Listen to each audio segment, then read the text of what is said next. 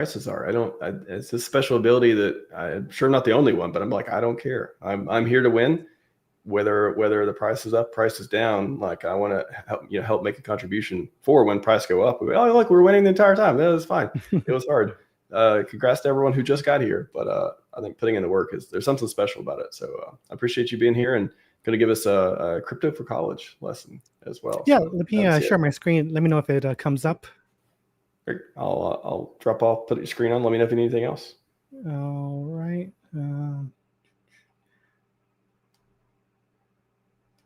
All right, give me a second here to share the correct screen. Here we go. Please let me know in the chat if that doesn't show up.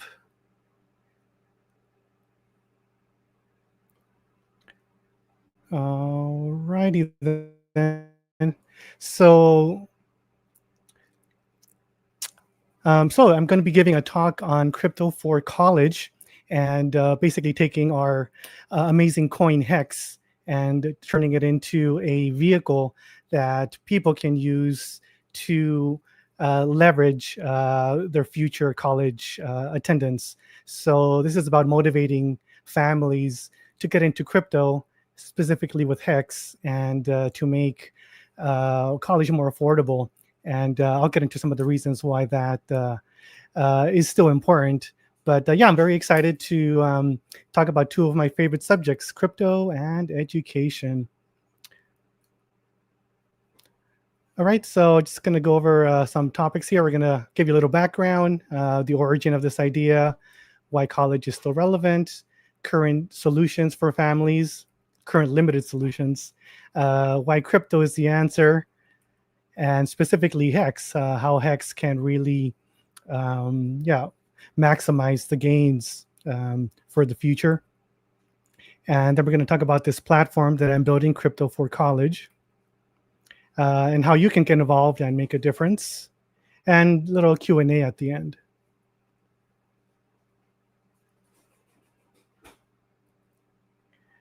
All right, so a little bit of background on me. I did attend Pulse 369. Got to meet some of you. That was amazing. Wish it could have been more of you. Those conferences just fly by. So I wish they were a little bit longer. But yeah, anywho, a little bit about me. My background is in engineering and education. When I went to school, I was really interested in just building things. And while I was there, we actually got to mentor some high school kids. So, underprivileged inner city youth, hoping to go to college and get a career one day. So we got to mentor them with web design, of robotics, pretty much just tech related, to show them what's possible by pursuing higher ed. And that's kind of what really lit the spark for me for getting into education. But before I went into education, I actually did end up being an engineer, and I think I skipped my order here. But as an engineer, I got to build some hospitals, schools. I got to do some manufacturing work, and that was rewarding financially. But that interest in teaching really stayed in the back of my mind. So I got the opportunity to be a teacher, a technology teacher, for 10 years actually, and in the private school system. So I went from kindergarten to middle school to high school, and I ended up teaching as everybody I could, how to program, how to do proper research online, how to build robotics with Legos.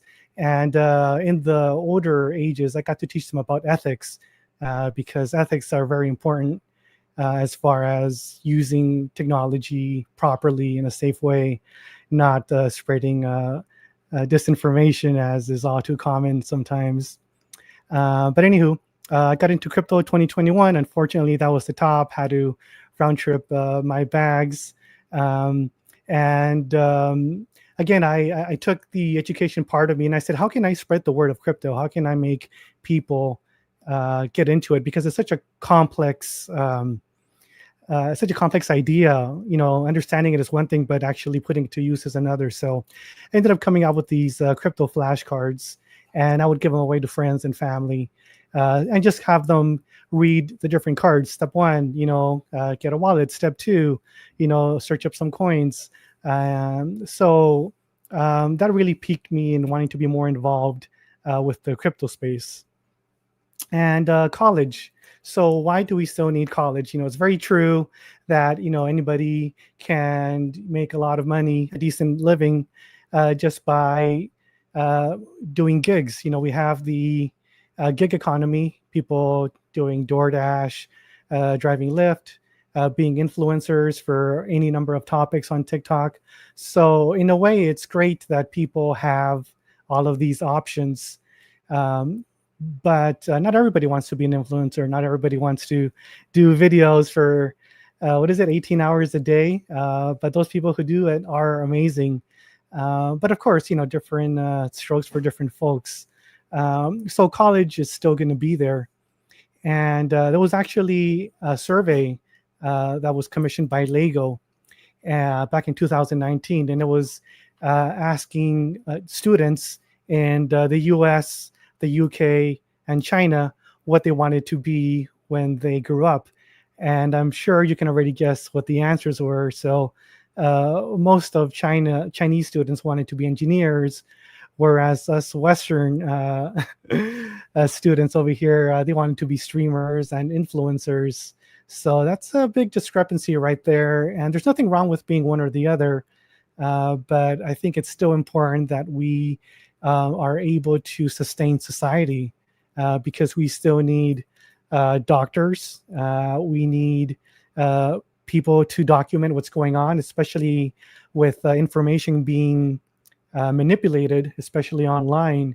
We do need people who can keep track of that. And to do that in a proper academic way, people need to go and get a degree. And of course, scientists, we're always going to need those to create, medicine, especially with longevity that so many of us are passionate about. So there are certain professions, certain jobs where you do need a college degree. And even if you don't end up finishing college, even if you attend, that unlocks a whole new network effect. Basically, you're gaining access to this other level that you wouldn't have otherwise necessarily had access to. So this means different social circles. Perhaps your roommates, with someone who's a tech executive, or the daughter of a diplomat, or someone whose mom is the VP of a hedge fund. So in these academic settings, you're able to access a whole plethora of different circles, plus more benefits as well that are not academic, where you may have access to certain tutoring available, to help you with your grades. So there's all sorts of things, and that's just in college. Once you graduate college, you should hopefully, not everybody, but hopefully be a little bit of a higher salary range, which means more disposable income, which gives you more funds to invest and break that cycle, this hamster wheel that the majority of us were on at some point, and trying to break free. So those are some reasons why college is still relevant. Not for everybody, but it's still there. It still can be useful. All right, so let's say you or somebody you love wants to go to college. How can they get there besides getting good grades, doing after-school activities, having an amazing resume? Currently, these are some of the options. So there's something called a 529 college savings account. And as you can guess, this just gives you a very average APY. And it's only good for 18 years. You invest a little bit something for your son or your daughter, and you'll have something hopefully at the end. Another thing which we're familiar with is certificate of deposits, where you lock up some funds for a few years. But again, these APYs, they're not very lucrative.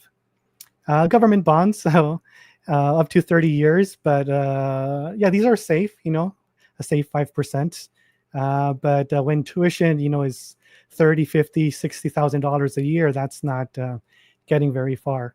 But the other thing that is really a deal breaker is that it's only for certain expenses and people. So let's say you put away some money, and then it turns out that your kid doesn't want to go to college. They want to start a business. Can you use those funds? Absolutely not. Can you give them to a cousin or a niece or a nephew? Nope, can't do that either. It's only going to be for your immediate family. So that, yeah, it's not ideal. Now, here comes our favorite part, crypto. Why is crypto the answer? Well, for one, it's far vastly superior to anything else out there, stocks, gold, real estate. And all I'm going to say is Bitcoin used to be $1 not too long ago. And of course, there's no middlemen. There are no offices to use crypto.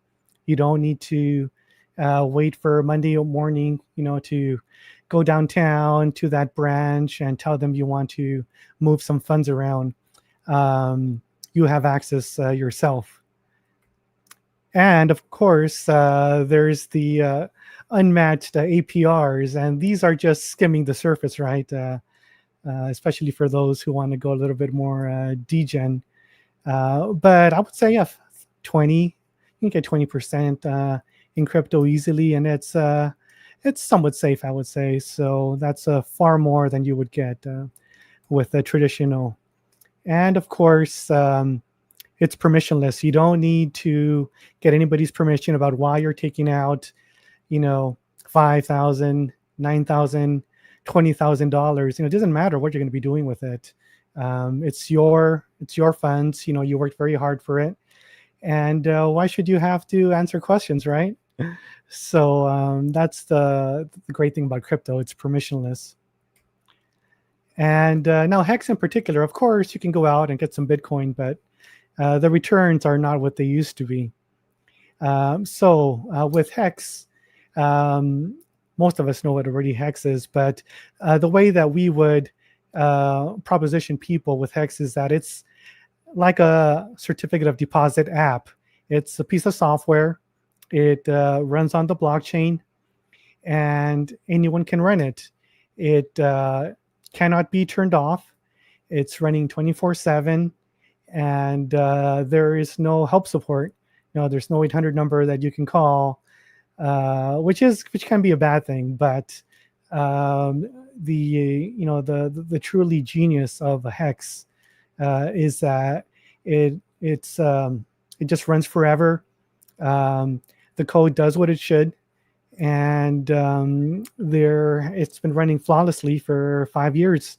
So what is HEX? What does it ask you to do?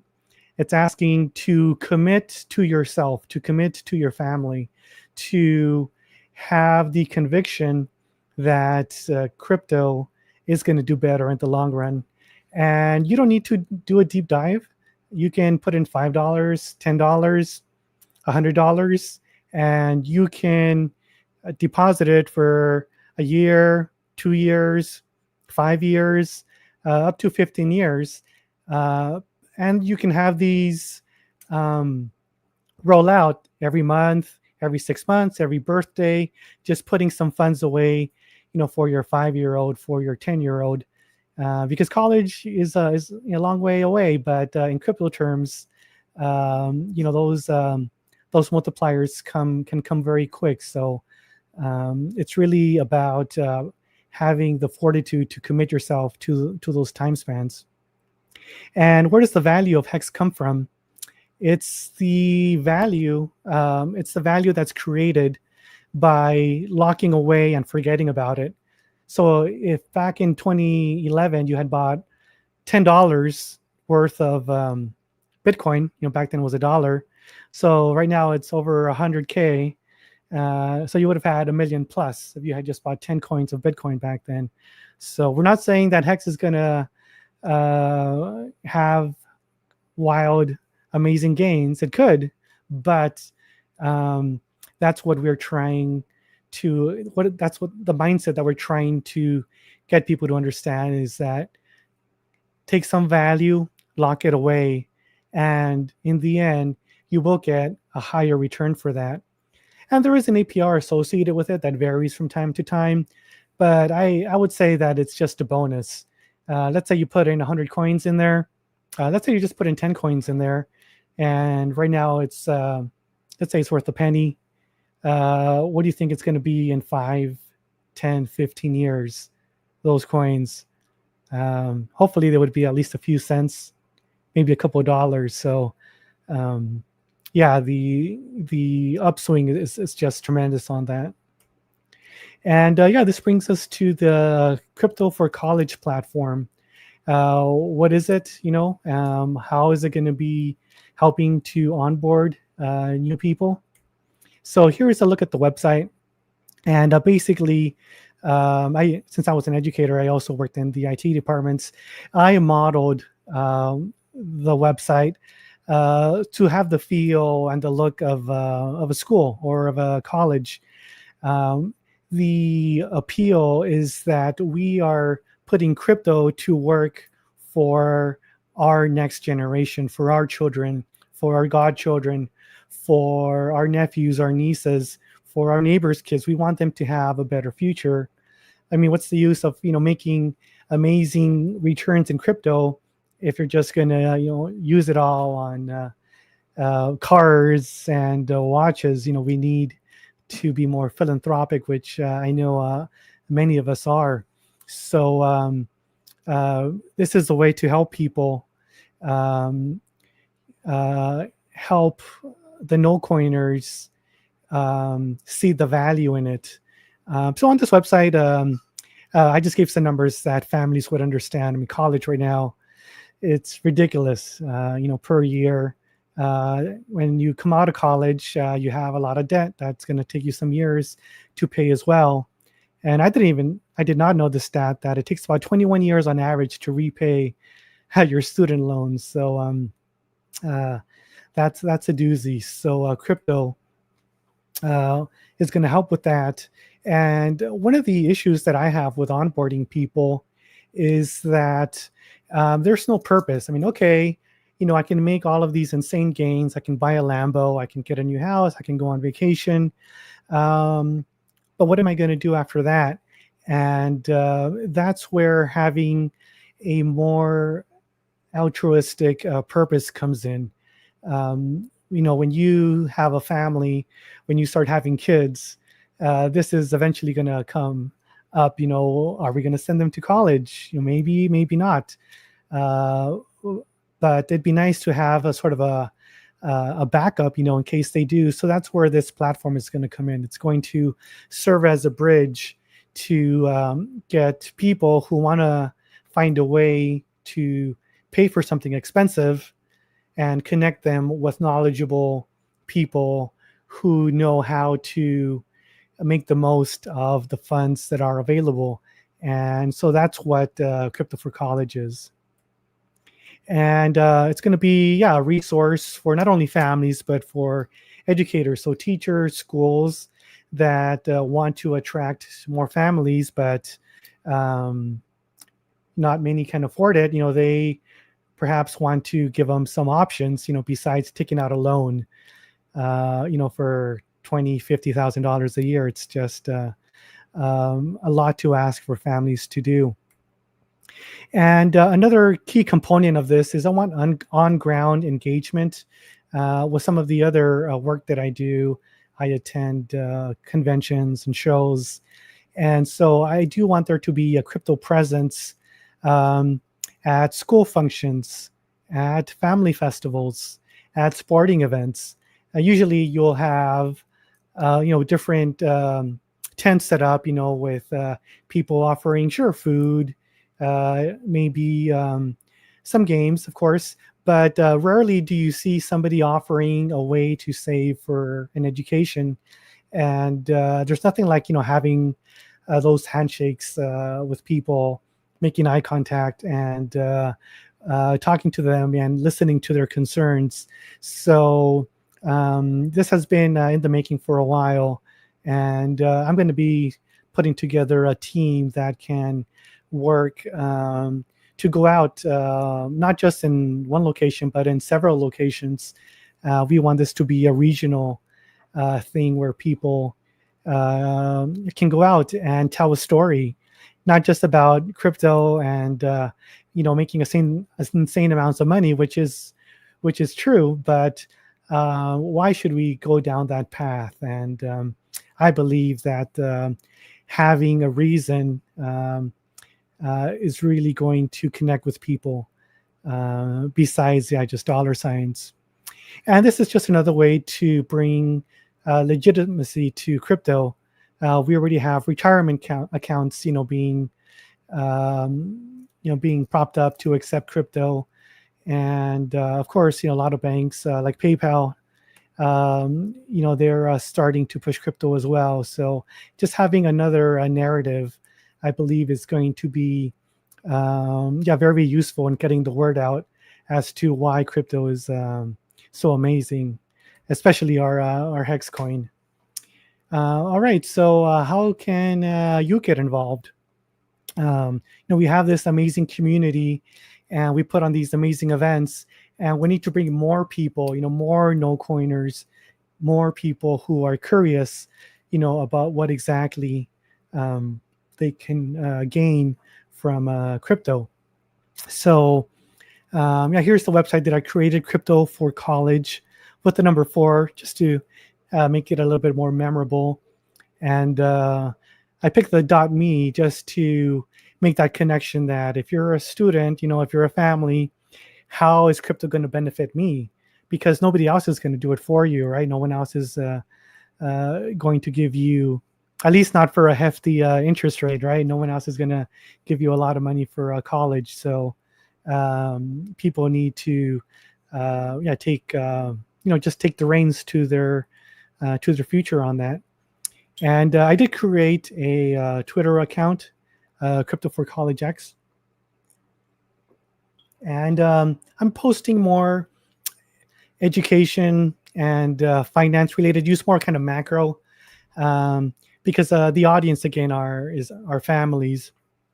So I would welcome you to take a look at it and send me some articles or maybe some stats that are vital to crypto in general, but as far as investing for the common person, to help them, to help me spread the word, why crypto is the answer. So I would appreciate if you would engage with me on there.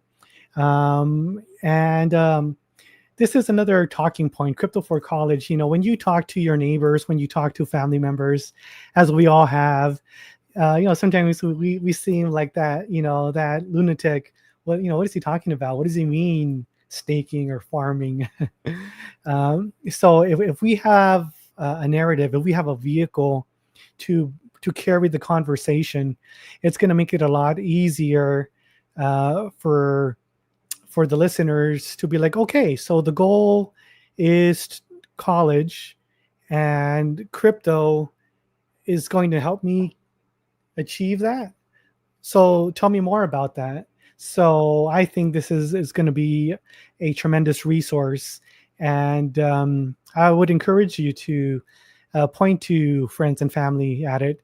Oh yeah, I'm into this crypto thing, and I know you're saving up for college. Take a look at this website. It's made by an educator, and it's aimed at people who are wanting to have a higher education later on. So why don't you take a look at that website, and then you can come back and ask me some questions about it. I can give you more details, and that's really the hook. I can see it eventually being used, as I mentioned earlier, to match the new people, with us crypto experts. How are we going to bridge that gap together so that we get more people on board and they benefit from this amazing it's an amazing. I don't even know how to describe it sometimes. It's just such a genius movement. That is changing lives and is going to change even more lives. But we need to get people here earlier and help them see the benefits of it. Like I said, I want to have a regional presence in different places. That way we can reach families, in multiple locations and talk to them and not just seem, like this quirky community that just wants to talk about coins all day. No, we're also going to talk about how are we going to put crypto to use. So that's what gets me riled up about crypto and education. That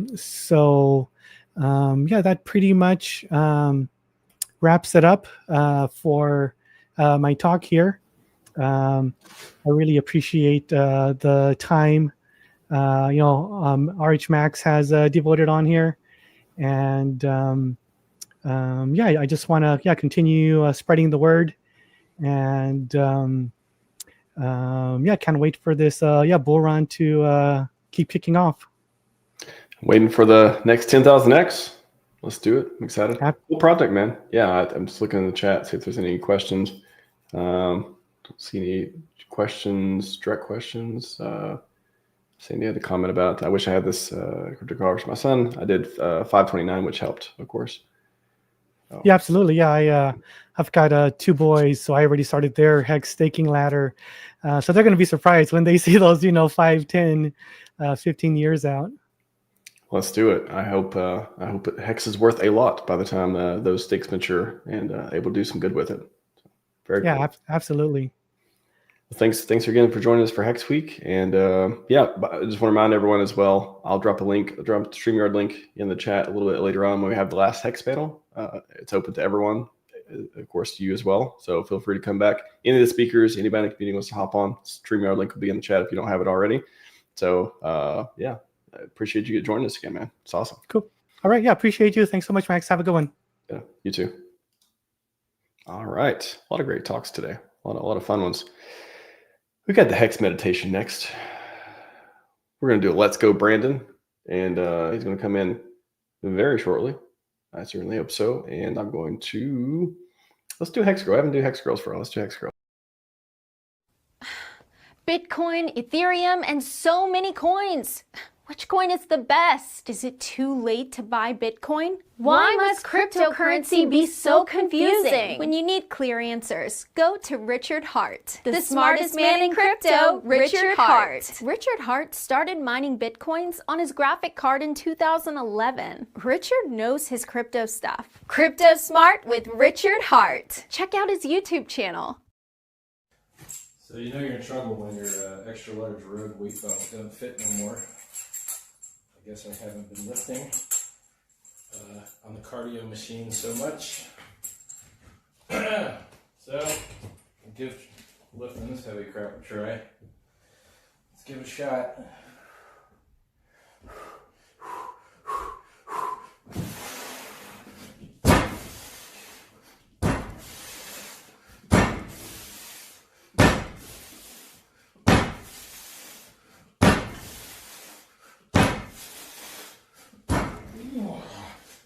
Yeah, baby.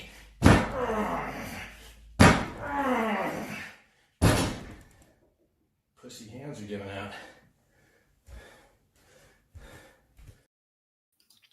All right, welcome back to the event.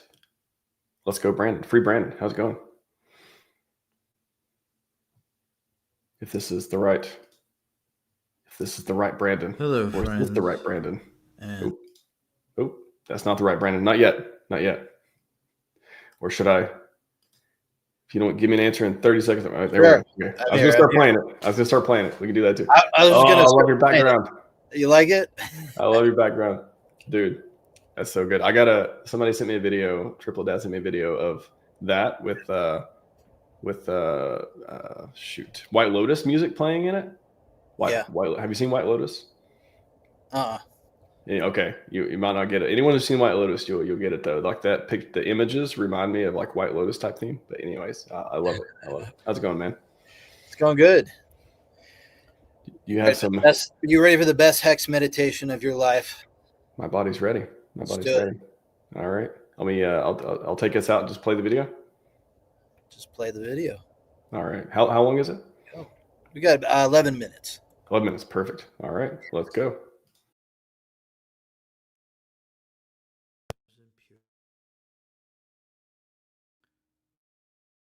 Yourself. Hello, friends, and welcome back. It's good to see you. It's been too long.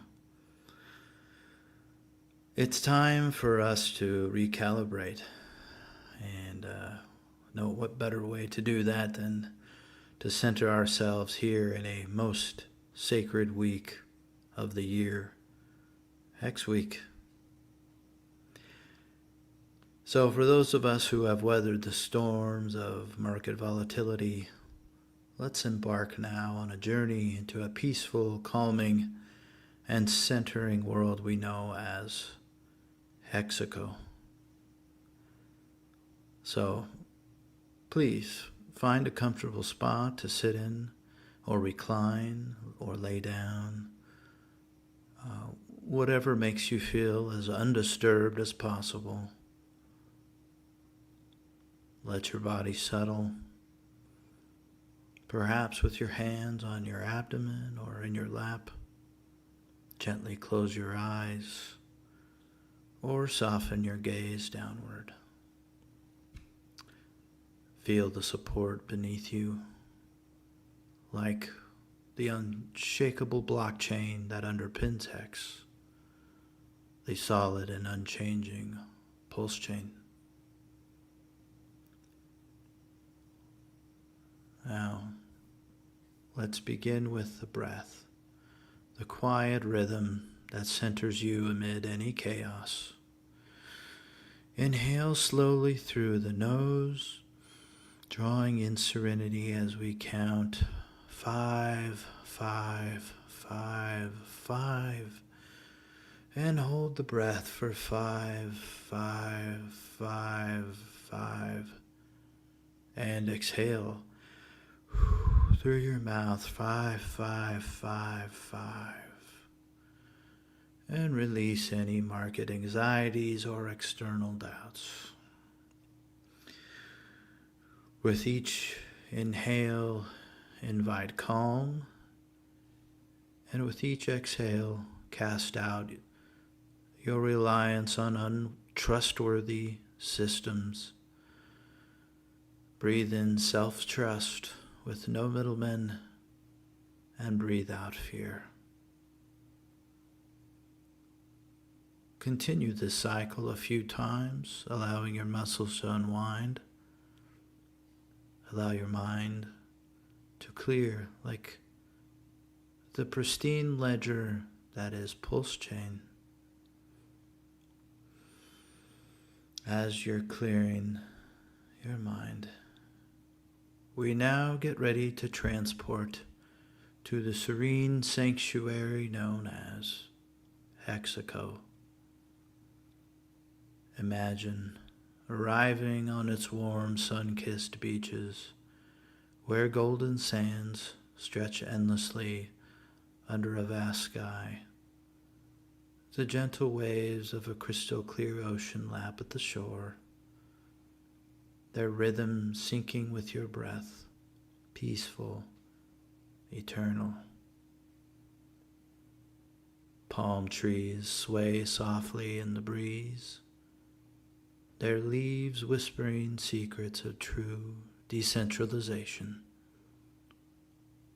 Hexaco is a haven of beautiful nature, lush jungles teeming with vibrant flora, waterfalls cascading into tranquil pools, and beautiful sunsets that paint the horizon in colors of orange and yellow. Here, ultimate peace flows from the absence of central control. no governments meddling, no banks extracting fees, no exchanges holding your keys. It's a world built on self-sovereignty, where your hex thrives in pure freedom. Imagine yourself walking along the beach, feeling the warm sand between your toes, grounding you like the immutable smart contracts of HEX. These contracts are forever unchangeable, etched into the blockchain like ancient runes in stone, resistant to any interference.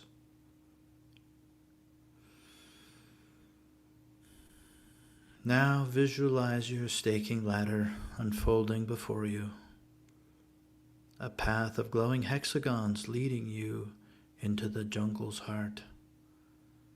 Each stake represents trustless yield, rewards generated automatically without needing permission from anyone.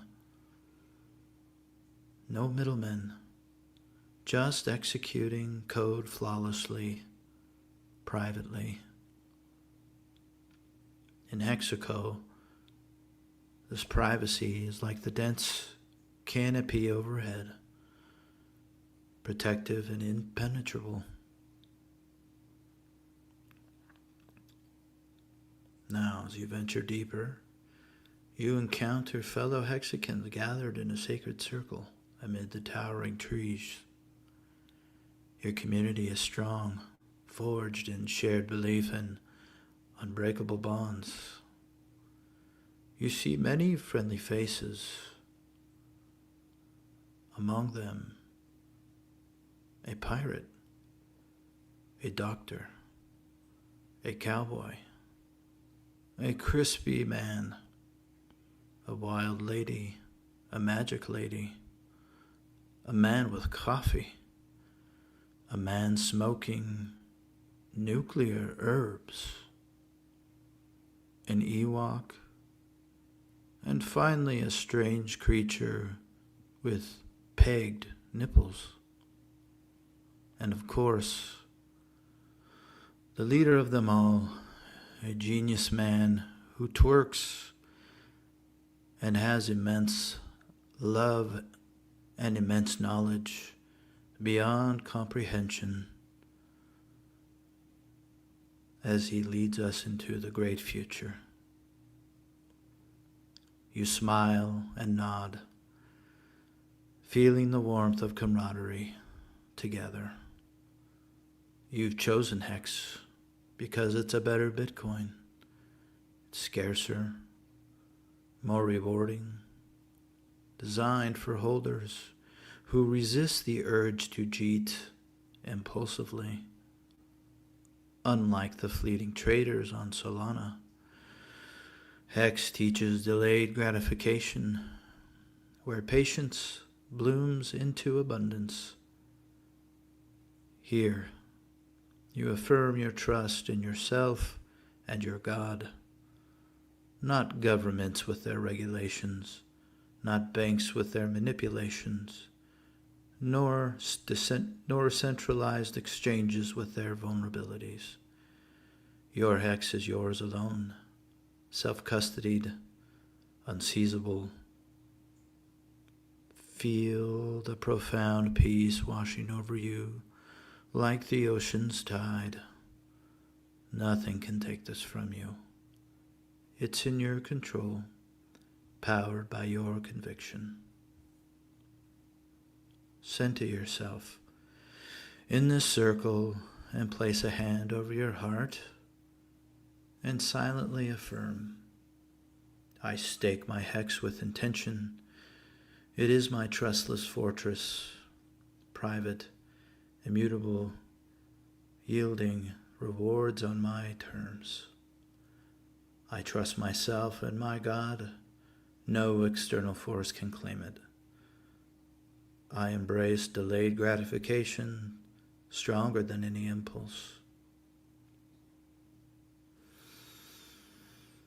Now let this truth infuse you with hope, like sunlight piercing the leaves, illuminating your path through any dips.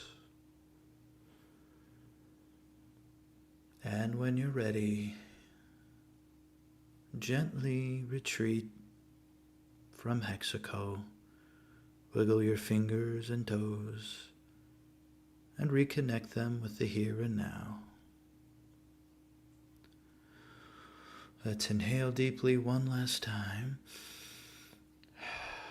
Exhale fully and open your eyes slowly. Remember, you're carrying Hexaco's peace, your community's bond, and your unshakable purpose. Now return to this meditation anytime the doubt creeps in. And remember, your HEX journey is rooted in enduring strength. This concludes the meditation for today. I thank you all for participating, and I wish peace upon you all in this week of HEX. Thank you. Goodbye.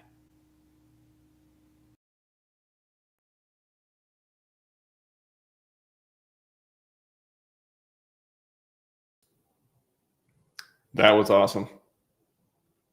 That was awesome.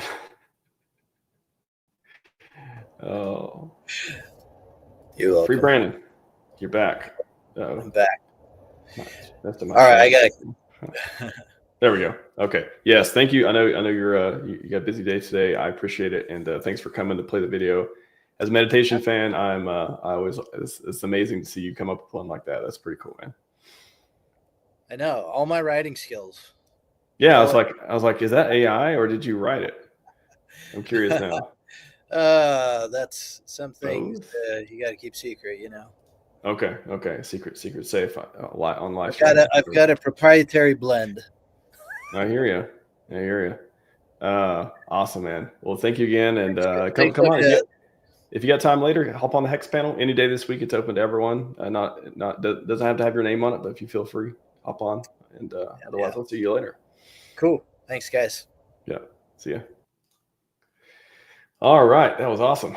Great segue into the next one as well.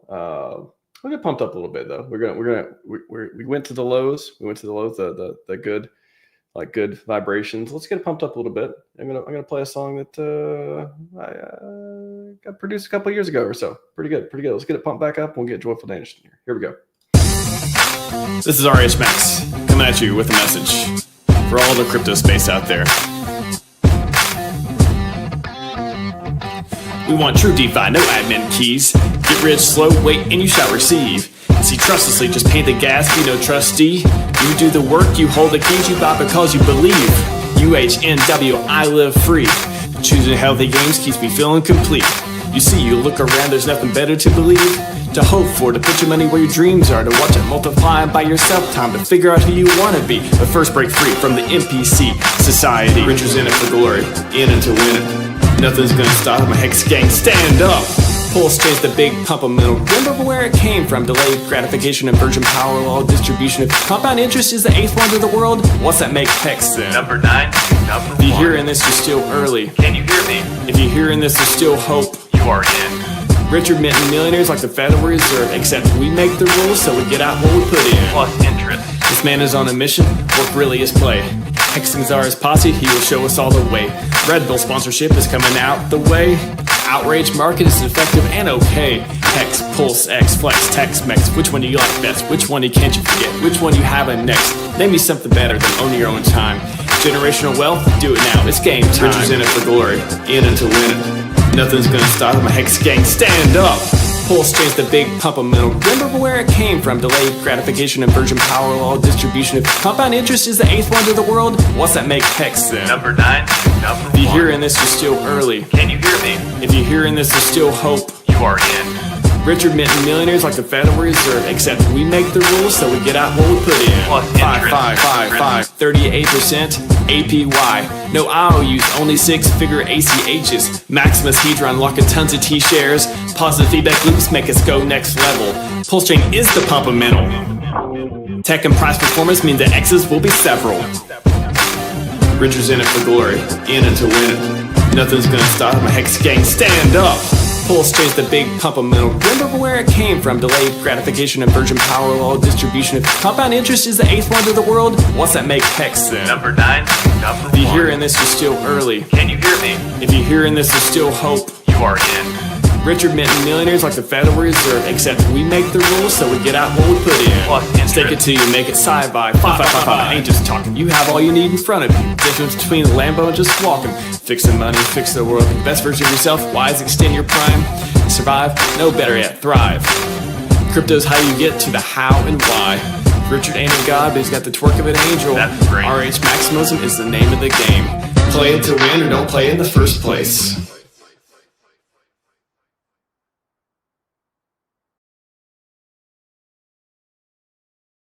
What's that make HEX in number 9 or number 1? What's up, Joel for Danish? Hello. You appear frozen, Nice. but I can hear you. Can you hear me? I can definitely hear you, but your face is Okay. very, very. There we go. We're back. We're back. Okay. You were doing a poker face. It was great though. Ah, well. All right. Awesome. Well, the meditation and the overlap. I mean, it's a great start, you know. It's you. You have the best. You've had the best segue so far. You've had the meditation and then the pump up music, and now we got your talk. So I love it, man. Take it away. Yeah. Take it away. Yeah, thank you. Appreciate it. So today we're going to talk about how to stake your health, HEX style. So some of it is a little bit funny. I mean, for example, longer pays better. The longer you invest in good sleep, the better your health interest compounds. Don't get wrecked. Ignoring exercise and diet is like rock pull on your body. Early end stake penalties. Quit your health habits too soon and your gains disappear. So we're going to continue a little bit with these, but then I even have some ideas in mind because I actually made a book, Crypto People's Health Playbook, and there's some exercises. So please say, write in the comments if you have some favorites, both with these funny, what can you say, HEX lingo, health ideas, or at least to think about stuff, you know. But you decide what kind of some of these exercises we maybe should end with by this talk before we end out. I have one that is about how you actually can impact your minds and get better sleep by what you actually think before you go to sleep. And another exercise is overloading in a bear market and in a bull market. So how can you kind of track that? And then another one can be check in on what supports your decision making. You know, that can be kind of very stressful if you don't have that in place. And the last one, the inner courtroom, how to win your mental judge, just like HEX did it with ACC. And I mean, a lot of these things I'm going to say, I mean, if you can believe in Santa Claus for 10 years, you can believe in yourself for 10 seconds, you know. We got to start somewhere. So let's continue a little bit with some of these a little bit lighter and a little bit more fun inputs just to get you rolling, guys, you know. Because APY can also be like annual physical yield. Get yearly health checkups to track your returns. I know especially us as men, maybe not really doing that much about that, but it's actually worth it, you know. And it's like maintaining your car. It's a great way to actually check up, like, okay, is everything actually okay? Because a lot of things is actually preventative. A lot of these different health and lifestyle diseases can actually be catch on if it's actually found early. PulseChain, pulse check. So monitor your heart rate, blood pressure, and stress. If you're already wearing a wearable, great, David. You still believe in Santa. Awesome. Then you can definitely also believe in yourself, you know. So that's awesome. Yeah, just keep the comments flowing. It's all good. Gas fees. Junk food is the hidden transaction fee you pay on your health chain. So you could meal prep, meal prep, Freudian slip, we are waiting for the mail. Healthy swaps, snack alternatives. You can actually use AI to get some ideas if you're like completely blank and don't have any ideas where to start, but you want to make a change. Try to chit chat back and forth and you'll get some ideas, It's free, it's available. And it's just an idea, because whales or shrimp, doesn't matter. If you're a health whale or a shrimp, start staking something daily, Small habits is better than nothing, It kind of makes me already want to talk a little bit of one of the exercises because it went a little bit fast. And again, we don't have so much time. So in order to pump as much value into this, I might as well go into that. Because the inner courtroom, when you turn the words judgmental around, you get a mental judge. So you kind of both the prosecuted and the offended and the judge, all in your mind, So a lot of these different ideas about health and wellness and meditation, like we already saw with Brandon and so on. Sure, all great ideas. Most of us already know this, and we maybe should do it, but maybe don't practice it, It's just not enough, going to the gym and like, okay, I can see how it's done. Now I know that. So then I don't have to do it, I hear amazing things, questions one can ask. Yeah, please ask some question. And I mean, when we go to the courtroom, I made like a a worksheet, I use with my clients as to prevent rejection, So like with the SEC, so we don't lose the case. How do you actually win the case for your mind, So to help prevent to present believable evidence to your inner judge when starting or changing habits, remove your inner barriers and reducing internal resistance and win your inner court case. So some of the things you can try to be aware of when you try to propose a new idea, right, to your mind, like, oh, this could be nice to do. What pops up? So I kind of made it in 3 different categories.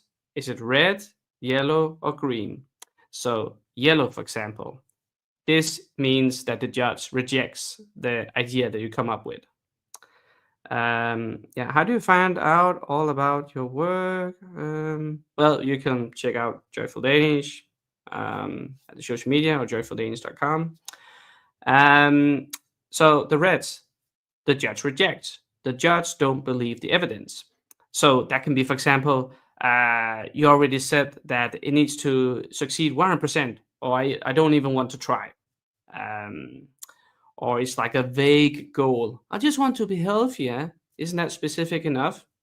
And maybe you have a lot of motivation and so on, but it's just not really going to cut it, if it's not like, where's the evidence? Where can we see in the past, like, oh, I would like to start running. Right. You haven't exercised in 3 months, So there's no evidence.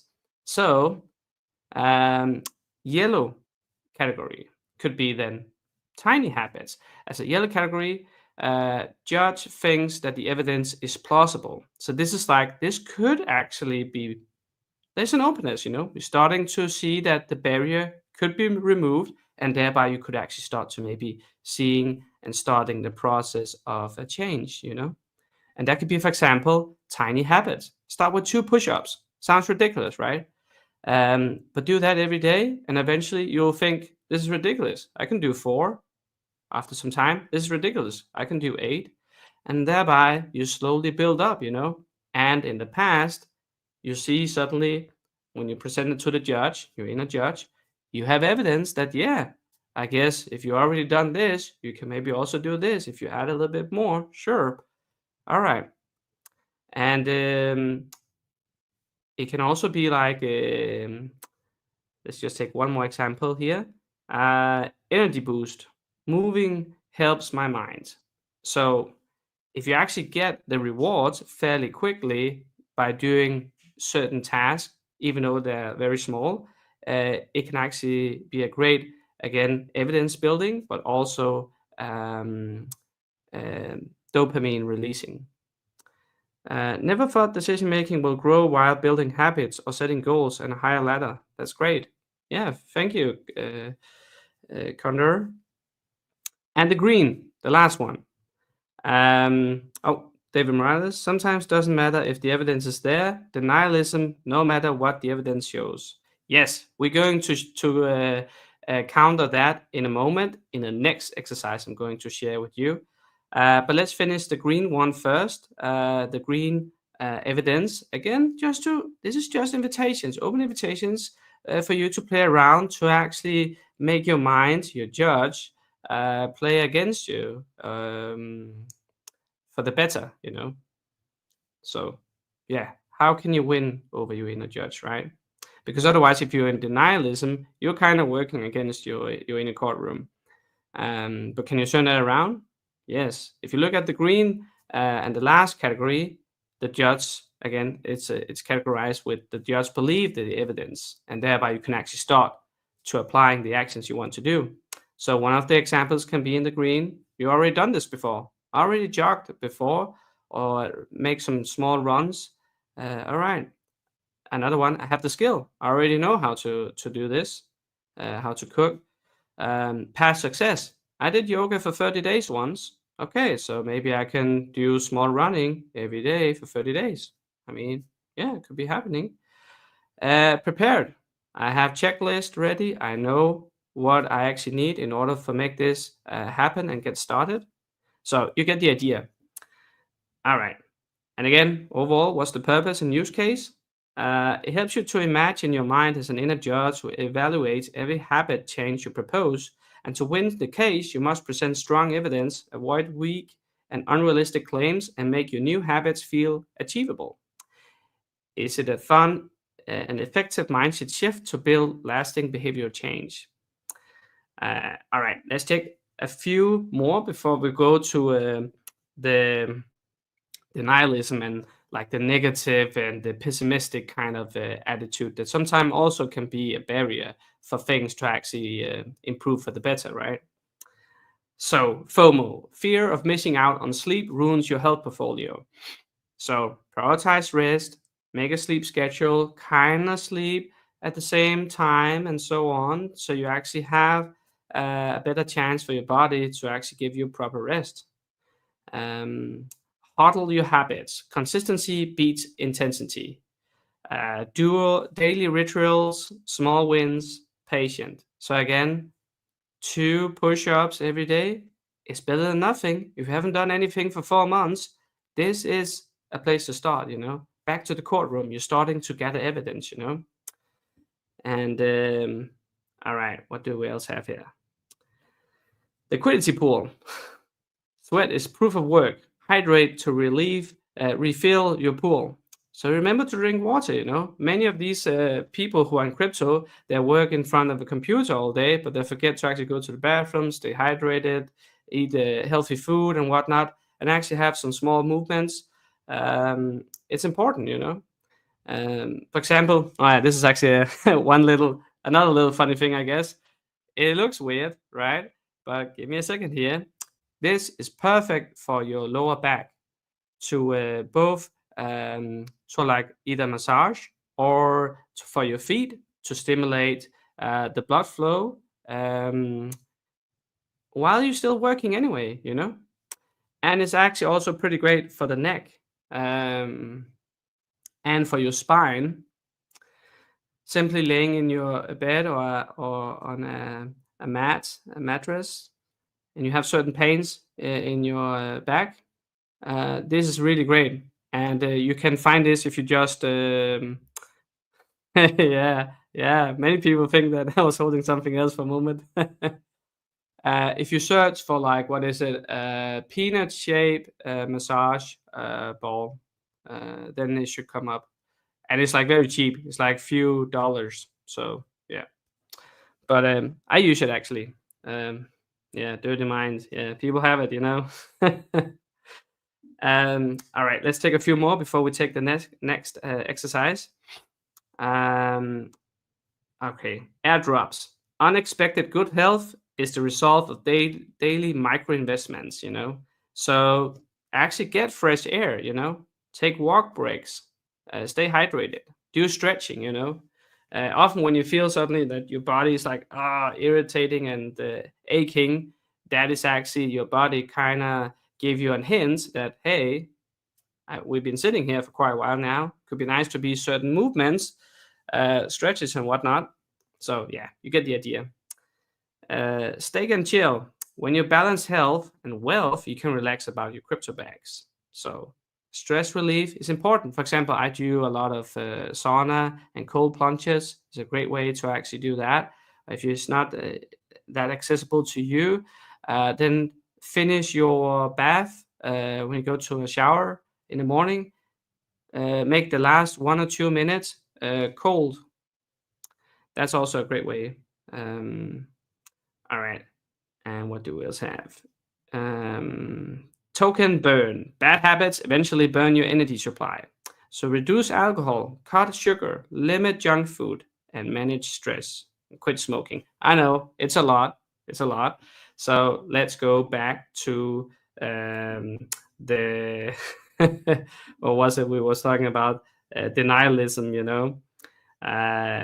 It is a big thing, and I kind of get it. And I actually presented this at the conference last time, but I will happily show it again because I can really see that this is actually a great exercise for many people to apply. And this is a little bit different than a traditional, like those traditional gratefulness practices. You either write it or journal, whatever. And I know I kind of feel like the same. I'm not going to do that. And it's like, oh yeah, I can write the same 5 things today like yesterday. It gets boring. So what I did, and I think this is going to work for you guys as well. And again, back to the denialism and negativity and the not so supportive mindset. And that's okay if that's where you are. But this is for you guys. Unpleasant gratefulness practice. This is a form of gratefulness that is often driven by fear. For example, I'm grateful for that this did not happen to me, or this is not in my life, or I didn't have to do that thing in my life. So why does that matter? Well, if you think about the next day's worries and problems, you cut your deep sleep in half. So it is an advantage to actually think about the good things that will happen when you go to sleep. This is from a Danish doctor, Bo Netterstrøm. And what I made here is an adjustment because, again, if you're maybe not there and things can be a little bit too positively and hippie, this is maybe a way to start, So here's the exercise. And I actually do this, and I've been doing this for, I don't know, over 5-6 years maybe. I usually only do it at night in the evening. Find as before you actually go to sleep, you lay there on your pillow and you think about 3 to 5 things that you are, well, in this case, ungrateful for, that didn't happen to you and that's not in your life, and you didn't have to do X, Y, Z that day. So that can be, for example, well, I mean, today I didn't have any pain. Well, my home is not burned down, Well, I mean, I'm not blind. Well, I didn't become homeless. I don't live in a dangerous place where there's war and stuff like that. And again, it can just be stuff where you feel like that, okay, well, it's a small thing, but yeah, I guess that's nice. That's not happening to me. Where you saw certain documentaries. I saw one the other day. Did you guys know that you have a phobia for everything that is in a certain direction? So you can have a phobia for and be scared of everything that is to the left of your side, and another phobia where you are afraid of everything to the right side. So you can't even look to the right side. So you have to look you have to turn around on the left. Crazy stuff, But that's some of the things that I kind of can see that, yeah, sometimes I still do blend in the ungrateful gratefulness. We all know it as well with we watch TV, right? There's like I wish it was me, TV. And the opposite, right? I'm happy that that's not me, TV, you know? All right. You get the picture. And then you can then later on slowly, gradually change that or start to blend it with, you guess it, to the reverse, the pleasant, grateful part, where you think about 3 to 5 things that you're grateful for in your life and that has happened to you. But here's the kicker, and this is what makes the exercise stay fresh, even to me after so many years. It has to be from that same day. You cannot reuse from something that you're still kind of grateful for that happened yesterday, but that should not count for some of the 3 to 5 things that you find today. So again, you don't have to write it down. You can just simply do it as a mental exercise just before you're actually starting to anyway think about your day and whatnot. And then you're actually going to improve your sleep. And this actually also have another great bonus. When you finally get that big gains that we're all kind of waiting for, then it's nice that we can still appreciate the small things. Because that's the other thing, right? Suddenly, great, have all this money, but you're still not really that happy. Well, you could be, you know? So that's the thing. Like, if you can actually be content and actually be satisfied with what you have today, it becomes so much easier to actually be much more grateful and happier for whatever you have in your life, even if it's a lot or not so much. Okay, another comment. Any speaker talking about the Richard Rehart meme narrative? It's literally the most obvious setup by Richard. Would love a speaker on it. Nice work, Joyful Danish. Well, thank you, 30. I don't know if there's some meme narratives, but yeah, that is definitely also something that I can see. I actually made a video about it on my YouTube channel, Joyful Danish, about this, about memes. Like, can that even be therapy? And what's the purpose of it even? And yeah, I recommend some certain movies and so on. So it is definitely an interesting topic because some people use it as a coping, you know, the Pepe and all these different memes, you know, it's interesting. All right, and let's get, because we only have a few minutes left. Do we have any questions actually related to all this? Then please shoot it away. Susie, I'm so happy and grateful now that money comes to me in increasing qualities through multiple resources on a continuous basis. Yes, affirmations can work great as well, sure. But for people, again, who maybe are not so open to that or that's a little bit far away, I can also recommend to look into declarations. If you Google that, declarations, those are sort of like statements that is harder for the mind, again, the judge, to reject. So those are certain statements that is like, yeah, it could be true. So again, if it's like a barrier, like, yeah, all the money comes to me, yeah, I feel so rich and so on, and you're sitting there eating a hamburger in your underwear and like on your couch, maybe it doesn't feel so believable, you know.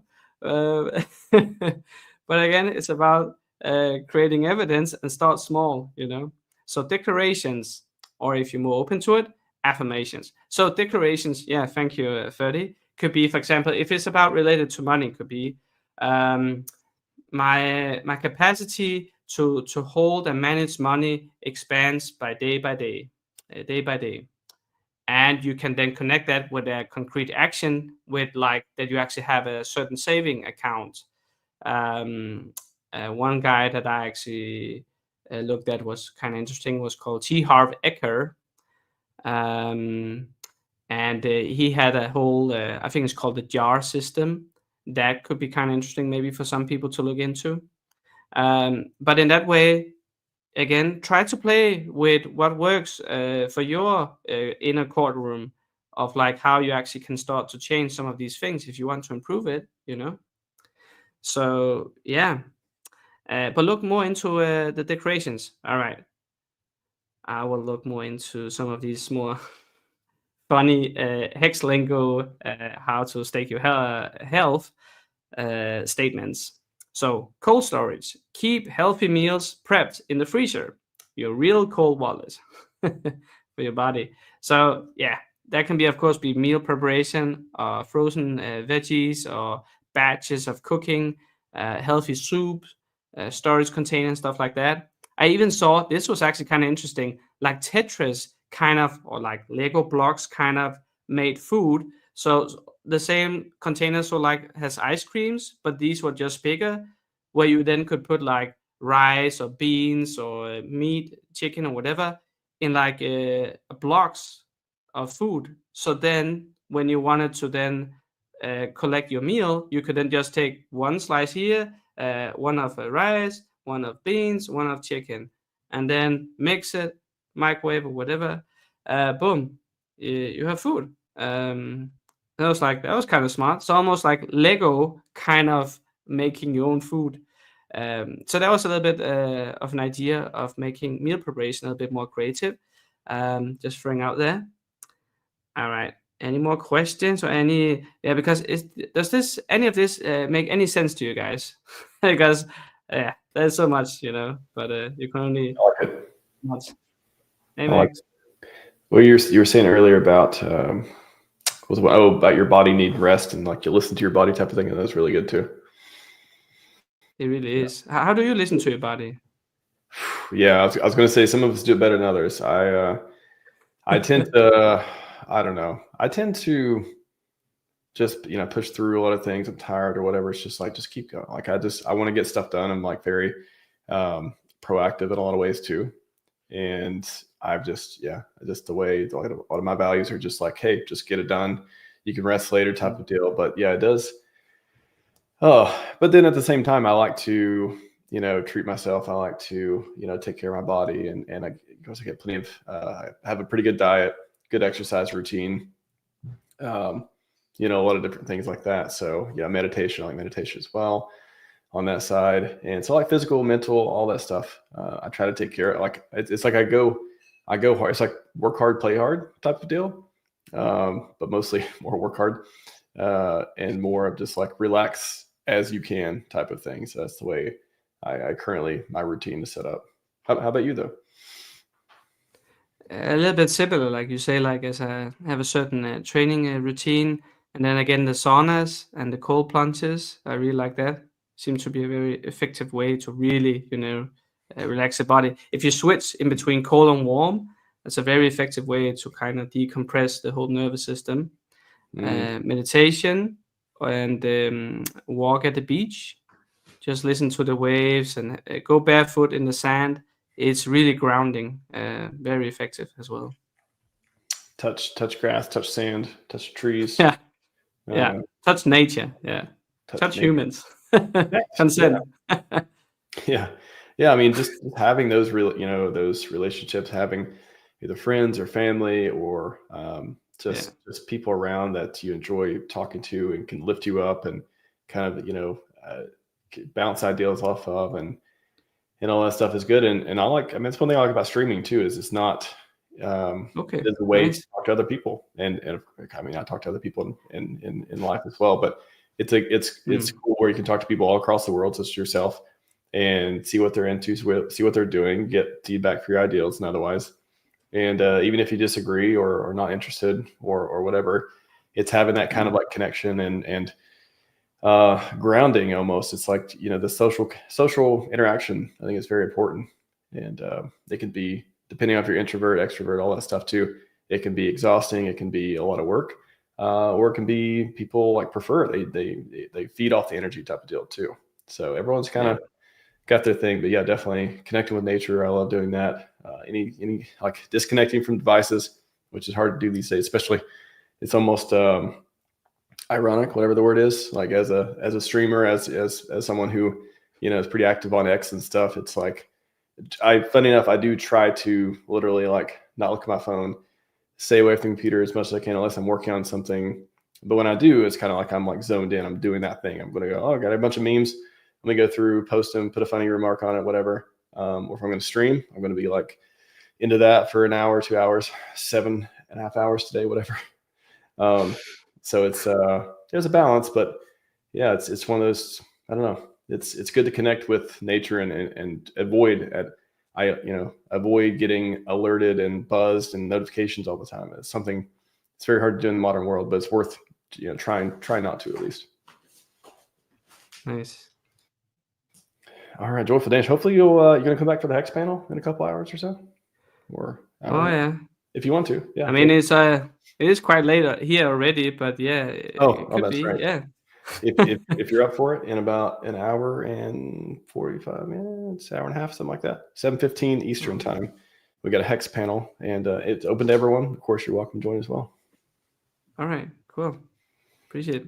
All right. Thanks, Daniel. See you later. See you. Take care. Awesome. Love this conference. Love the panels. A lot of great fun stuff. What have we did today as far as, we gotta play this one. Here we go.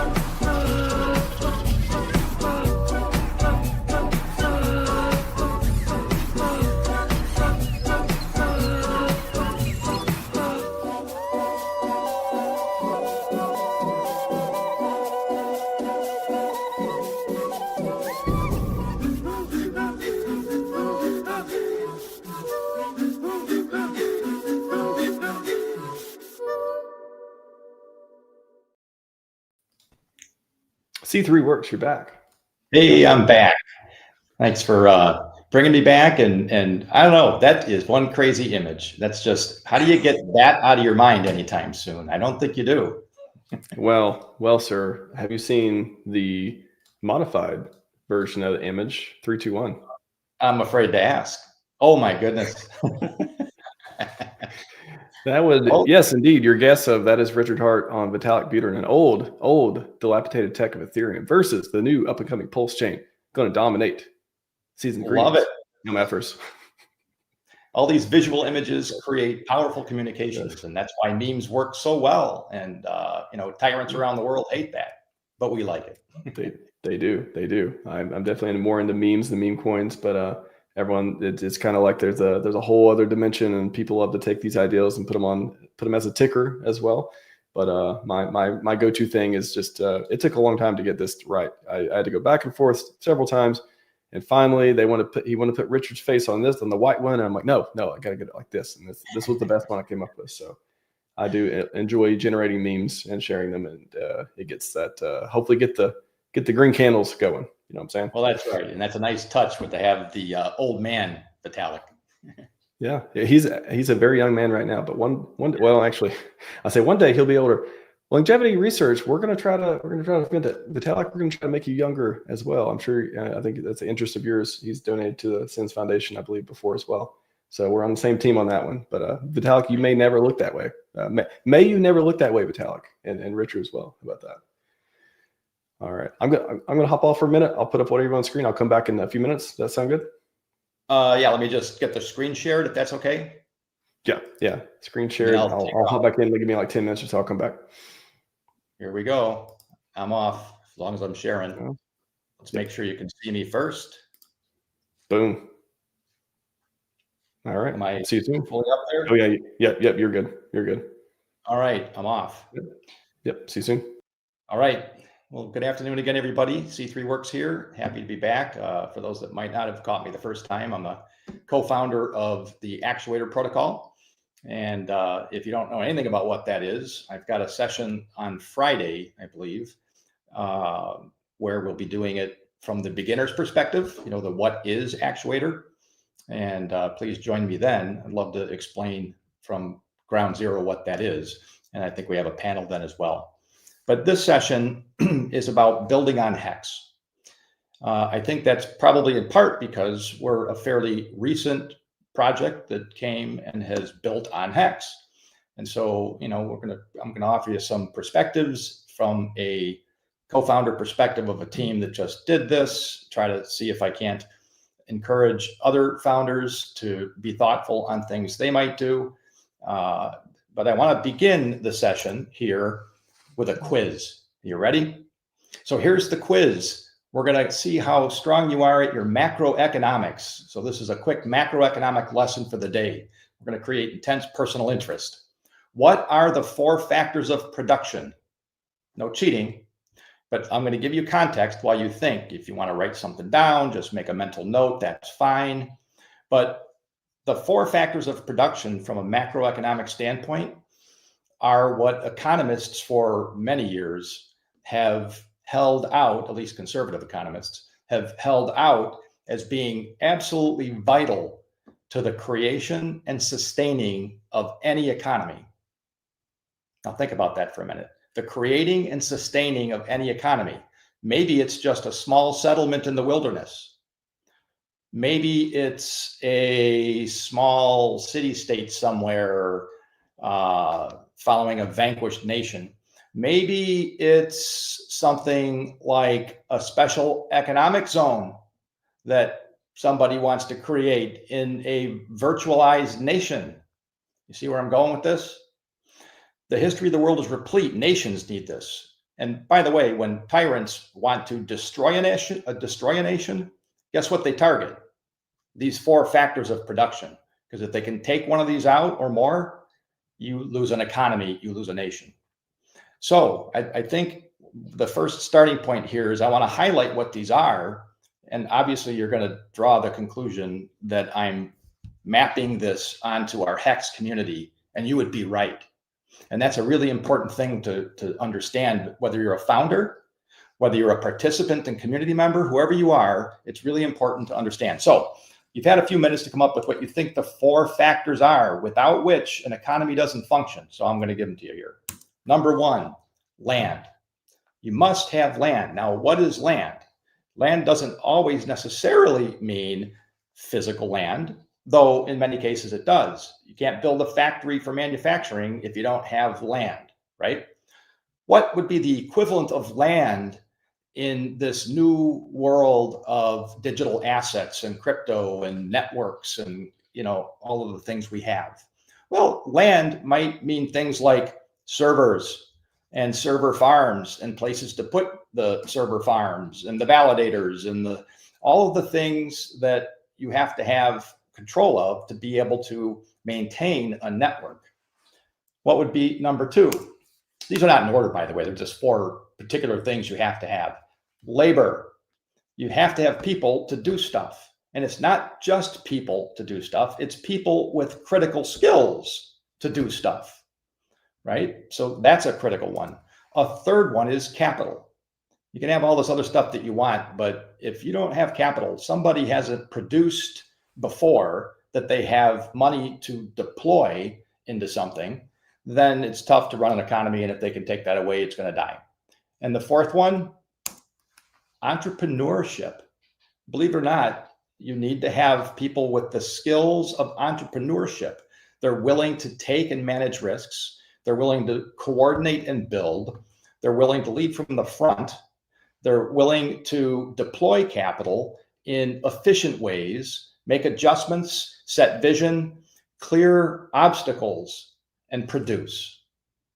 So those are what the 4 of those are. As you see this, think about our HEX community. Think about the broader PulseChain community for that matter. Think about what Richard Hart has done. And he plainly understands these things. And he set forth a path for us with this HEX protocol, which is far more than just a protocol. And now with the entirety of the PulseChain ecosystem, to enable an economy to form that has all these things, some of which he had to supply in the beginning. In fact, probably most of them. But at this point, we are trying to blossom out as a community. And so one important thing from this macroeconomic lesson here on building on HEX is to know what we're trying to build. Well, whatever we're aiming at in the form of becoming a hexaco, becoming a special economic zone, anywhere you want to go with it, these 4 are in here. And it's not essential that everybody does all 4. That isn't the point. The point is that everybody does something. And we've all got different skills and gifts and things to apply. So with those things in mind, hopefully that gave you a framework to think about how at least our team thinks about building on HEX. Is we're building a community that is actually an economy, and we need to target those things in different ways. So now some more concrete kinds of things. I'm going to go through how our team experienced building on HEX and what we look forward to in sort of 4 quick topics. The first will be lessons learned. What kinds of things have we learned by developing actuator protocol over the last couple of years, like we have, and what we're seeing at this point? Our number 2 thing I'll cover will be some objectives and decision points that builders need to have, things that you want to have in mind as you plan your course. Third would be, what are some of the benefits of building on HEX? Well, here's a clue. I just gave you the primary ones. The 4 factors of production are present. That's a big benefit. You go to other communities, 1 or more of those are missing, lacking, or inadequate. And then the 4th thing that I'll cover a little bit today from our team's perspective would be ideas for future development. Some things that our team is trying to incubate and kick around, and some things that if we could just inspire others down that path, great, just so that they might occur. So here we go. Let's consider the first topic of some lessons learned. And you can see I've got them there. One is keep and preserve the ethos.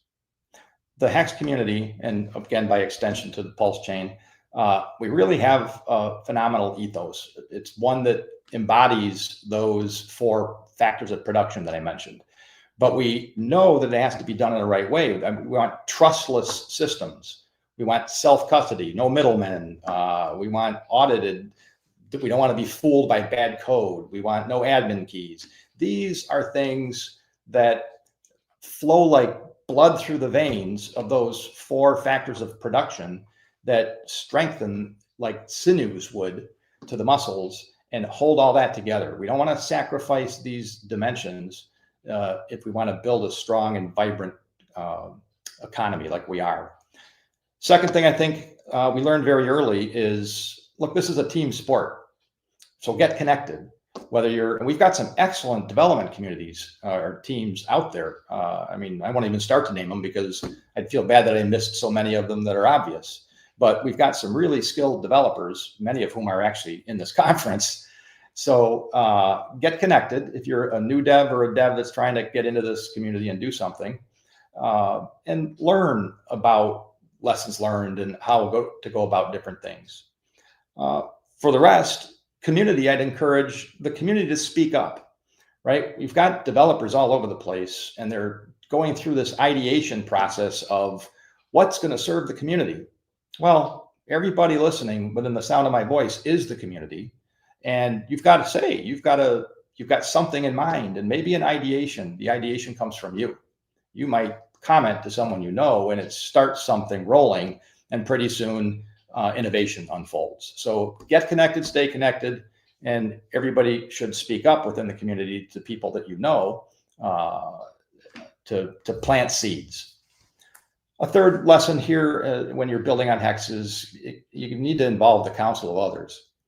I'll tell you, it was a real benefit and a blessing to our team as we did that and connected with folks like Randy Hilarski's group and the No Permissions folks, and everybody there was super valuable and still are in helping us weigh up different things or examine things. There are some counselors that we spoke with within the community about liquidity providing. How do you structure your tokenomics? What are, can we do a proof of concept? What about marketing? We've got some marketing experts, things that could be done. So involve that in the early stages so that you're not just, get a hunch, bet a bunch, and charge down a path that is ill-conceived.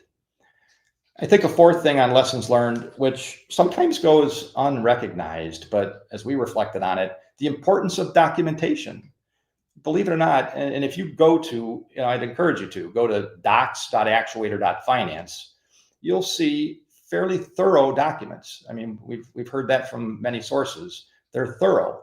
Our intent was to make sure not only that you get user knowledge, right? You want primary sources for users to rely on, because we live in a world of deceptions, right? Deceit, deception, phishing, and all this stuff.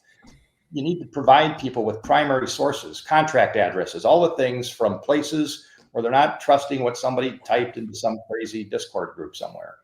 So that was important. Just to build on that too, I think the two best things I've seen projects do is have one, like the breadth of knowledge, the breadth of like the user, the base of where you can find stuff, the contract addresses, how the functions work, examples, all that stuff. And then also the quick hitting, actuator in 5 minutes, or 30 seconds or less explanation, the elevator pitch, like the stuff. I think for the devs, like one side really deep information for the devs, and the other side a very easy to process for just your average person or crypto person or someone who's not a dev, to just understand it really quickly, so they get interested enough to keep digging in and following the project and stuff. They may never look at the dev docs, but they want to understand the product because it may fix some use case for them. So having those two things is what I've seen is really, really good. And that's an excellent point. In fact, to tie back to the last thing I just said, was getting the counsel of others. We had others give us that counsel. And so if you were to go to the just plain actuator.finance, you'll see that we have some of those things. We have the 5-minute YouTube clips on specific things. And those came because people pointed out, just like you did, how important they were. And so we end up putting them in there. And that's really important stuff. One last thing there is you get to see some use cases and AI indexing, right? The better your docs with use cases, it makes it concrete and real. And of course, the AI agents can figure out how to put together stuff that is helpful to people because you've provided that input. Just one on the ethos too. I mean, this is such a HEX focus. This is like before PulseChain with HEX, everything, it was just like, you have to tick the box, or like no one's going to pay attention to it. It's got to be trusted. It's got to be self-custody. Got to be audited. No admin keys. I think after PulseChain, there's been a lot of experimentation, and some better and some worse, with having some sort of admin keys or some sort of centralization, or maybe audits aren't as important, or they're too expensive, or in the age of AI, are they even worth doing, and all that stuff. Now, where is the right balance there? Like, do you think that is there any room for going outside or a spectrum on the ethos, or what do you think is people building on HEX today? Like, what's the right way to do it? And like, what are some of the, not shortcuts, but like, what are some of the is there any flexibility there as well to make it easier to build on it, or more enticing or otherwise? Yeah. And that's a smart question. Again, I'm not trying to be prescriptive here. I'm trying to describe what our experience was and what our aim point would be. I think the reality is there might be room, right? And that comes down to a lot of counselors and a lot of conversation. It may be that there's a need to have some limited key for some limited period of time. I'm not a developer myself, right? I certainly have a team of them, so I'm not speaking from that standpoint, but I can anticipate there could be some reasonable use cases, but I suspect that they're arrived at with great care and an ability to demonstrate relinquishing of those at appropriate times. But if you're going to go that route, you've got an even higher duty to document, be open source, get outside reviews of your code, and do a lot of things. So I wouldn't try to be proscriptive. I would just simply say that's the standard to aim at, and where the cost benefit has some limited spin up condition, hey, we'll leave that to the devs. I'm not one. Yeah, I think just with the bear market and all that stuff, I think it's just so easy to start making trade-offs. I mean, people, and of course it's on PulseChain too, and not everything's built on HEX, and there's a billion different ideas of fun and interesting things to build on PulseChain. But I really like this ethos. I like the trustless, self-custody, audited, no admin keys, and staying as far on that spectrum as possible. I think is really a good thing. It saves a lot of, you know, mistakes or problems or expectations or otherwise down the line. Like I'm not even a lot of the centralized, you know, there's different projects that go on PulseChain that are more centralized or less centralized. It's always initially, at least, unless there's a super good reason for this or that. It's for me, I mean, I prefer the DeFi part. It's either a turn off or I'm just not interested, or it's like, man, like this feels like just we're getting away from the ethos because we don't trust that there's gonna be another bull run, or we gotta start playing short-term games because we've been beaten down so much by red candle syndrome and stuff. And I hope we do steer back towards that. You're right. I mean, the risk is, why are we doing it? What are we sacrificing it for in those cases where we believe it's necessary? Often it's time. We really want to try to catch something. Well, shortcuts aren't great. That's where people get hurt. But I think with enough scrutiny, you know, maybe you get to the right answer, whatever that is. But it's plainly the aim point is where I'm at. Definitely the North Star. I like that. Yeah. So there's lessons learned. So a next set of things were some objectives and decisions. What and why do we build on HEX? I'll just make a couple subpoints here. One, I'm of the mind that if you're actually building on HEX, that's a targeting of utility. Grow the city. Add to the factors of production somehow. What is it that we're doing to either help the flywheel spin faster, add more value to the projects that are already there so that they're now riding in fourth gear, not first gear on the bike? Do something that's useful there. Doesn't mean that, I mean, there's plenty of places for meme coins and things like that, but it's probably in the broader HEX the broader PulseChain ecosystem, but probably not being built on top of HEX itself, because I contend that HEX is developing into a reserve asset for PulseChain, and that reserve asset is best served with utility. And the second point here is, if you're building on HEX, stay HEX centric, right? Don't try to build your own world and sort of piggyback it on HEX like some vampire attacks of the community sort of have done in days gone by. Stay HEX centric, shine the light there, and that flywheel that you're amplifying and helping will get stronger because it's already got these factors of production.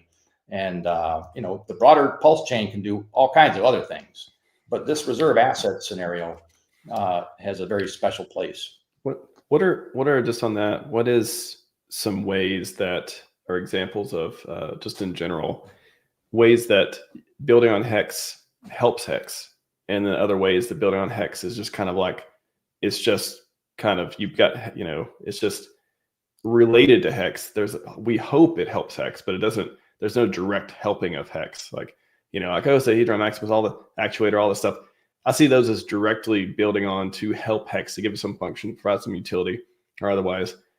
But like, what is the difference between those and projects that just like they're HEX related? There's some hope it'll help HEX, be generous with good intentions, it'll help HEX, but they're not, you know, they're not built on HEX to help HEX.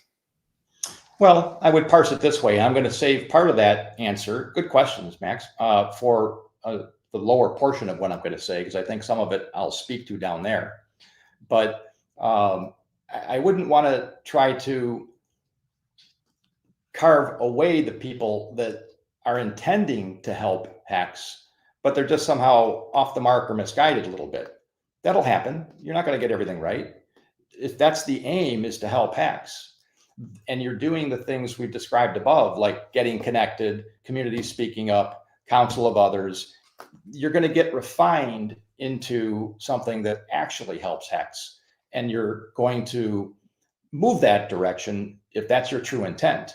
For example, I won't draw us down this rabbit trail too far, but when we first came up with the concept of actuator, it wasn't something that looked like the form it's currently in. We had the same intention, we had the same goals, we had the same desire, but we were going down a path that, you know, looked like, you know, there are elements of this that were working, but we ended up having to pull back, make an adjustment, get some counsel, seek some other approaches, and then it became what it is. And quite frankly, if you look at the history of HEX itself, that's how it emerged, right?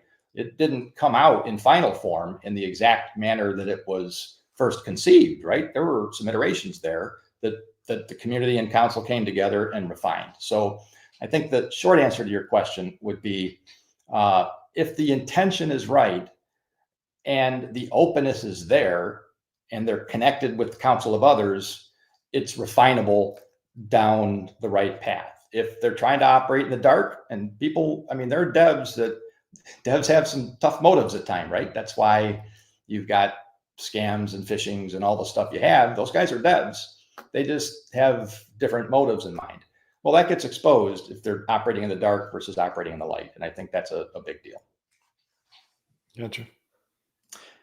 So next up, what are some benefits to consider? Benefits of building on HEX are, one is you're dealing with one of the most battle-hardened contracts in DeFi. We already know about its audits. I mean, back on day one, you know, we were still wrestling around with, is this thing reliable? What's going on? And we had the 2 security audits and a financial audit and a lot of reason to believe it.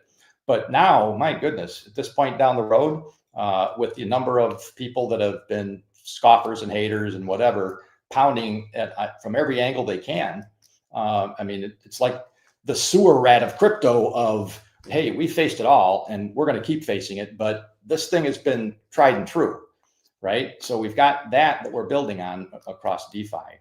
And now with things like Liberty Swap and all the other things going on, we're truly ready to open up highways from every other chain out there coming in.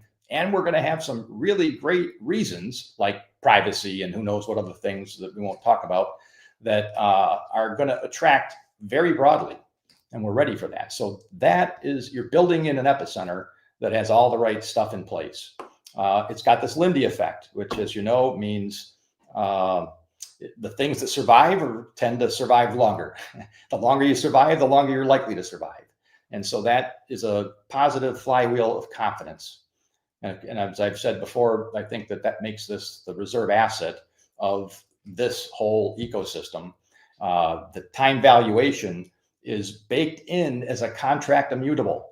That brings economic stability. Think about that.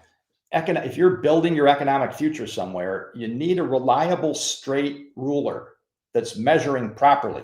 That's an immutable time valuation measure. And that's what we're getting in the form of HEX and its staking. And that's what we're seeking to create through the actuator protocol in the form of a underlying native HEX yield curve and effectively bond market, but better bond market because it's the perfected collateral. So that's what we think this is going to build, and it's going to provide even more capability. So I got one more here. Did you have any comments on this section here, Max? All good on that one. All right. And then my last one here, because I see I'm running a little short. Ideas for future development. This is where so much of the rubber hits the road. Some of these are things our team is thinking of, and we would work around. So one thing we'd love to see is that HTTs one day get integrated into lending protocols, maybe ETF-like products like we've got over on the Flux pools, whatever. But HTTs are they're HEX in the future. That's what they are. So we treat HTTs like HEX because they are HEX. They're just HEX on a future day. And that implements this time value of money feature and will prove to be very beneficial. So we want to add things that will help this yield curve blossom and provide sound economic measuring into the future. Next, we're looking at ideas to enable tradable HSI balances. If you've got your HSIs put up in and delegated to the actuator protocol, right now you, of course, can mint your HTTs and do things with that piece. But what about the piece that remains in there? Well, that's serving you very well, but it might come to a point where somebody would like to be able to trade or sell that asset if that they needed even more liquidity for something. So can we use this HEX yield curve to provide sound, transparent pricing about market components? So we're going to examine that and see what other things might be useful there. I think today you have to anticipate multi-chain involvement, cross-chain services. The highways are being built. The reasons for other communities coming are getting very clear. They're going to come. What is it that we can do to anticipate all of the things that people new to the space might want? So we're using those kinds of things to think about. Another thing would be to watch the pipeline. I mean, Max, you just, with that fellow, I forgot his name, that was contemplating getting options built out. That's an example. I took notes on that. Might reach out and try to understand more, because if you can see what's in the pipeline, whether it's at the idea stage or the development stage or the testing stage, that's going to give you an idea of what, as a development team, maybe you can plug into or build upon or things like that. And then the last thing here is, boy, teams, we all need to be watching to find and fill the gaps. Many things that we have today, including actuator, by the way, flow out of experiences in the marketplace that something happened where I wish I could have done that, had that, or seen this. And then suddenly we say, well, if it doesn't exist, let's build it. So be watchful to find and fill the gaps. And every time any of you in the community have an experience somewhere where you're like, wow, I love all that I'm doing here, but gee, couldn't somebody have done this? Well, that's an idea. There's something there it's founded on, and it could become tomorrow's project. So with that, I'll pause and pass it back to you, Max, for final comments and moving on. Yeah, awesome stuff. I really like. I'm very excited to see people building on HEX. We've seen over the last 2 or 3 years so many people building on HEX during the bear, during not up only. I can only imagine how many devs and how many people are going to attract, and they see the power of HEX and around PulseChain and stuff too. What they're going to want to build and how they're going to see things and different ideas. You talked about, Rodrigo earlier talked about options on the centralized exchanges. Is there a way to do that DeFi wise? All that stuff too. So there is this like supercharged like potential we have that, when, as Richard says, when more people know about you, when they can hear about it, when they see it, it's one of those things, especially if they're interested in the tech, and hopefully we'll get some price performance around that time too. It'll be this, wow, okay, let's build on HEX. Like what don't they have yet? Let's go build it. There's a whole community there that wants it and will appreciate it and will use it. And people come here to make cool stuff. Like I want to see that keep happening. They do. We have to be a little bit guarded, because when they come, some will come to assimilate, grow, and contribute. Others might come to pillage. So we've got to be a little discerning. Yeah, for sure. Well, it's hopefully we'll over time we'll have the wisdom to know the difference, and we'll attract more good ones than the bad ones. I can only hope. Exactly. Definitely, for sure. Right. Awesome. Well, I think are you back on Thursday? I'm back on Friday, I think, where I've Friday. got the awesome. What is actuator, and then a panel.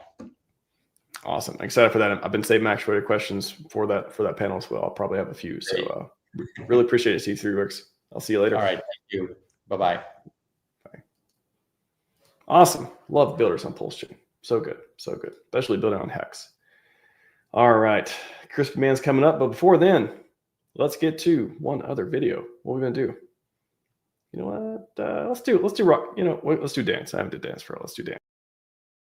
Let's see if they fuck with Chemical one time.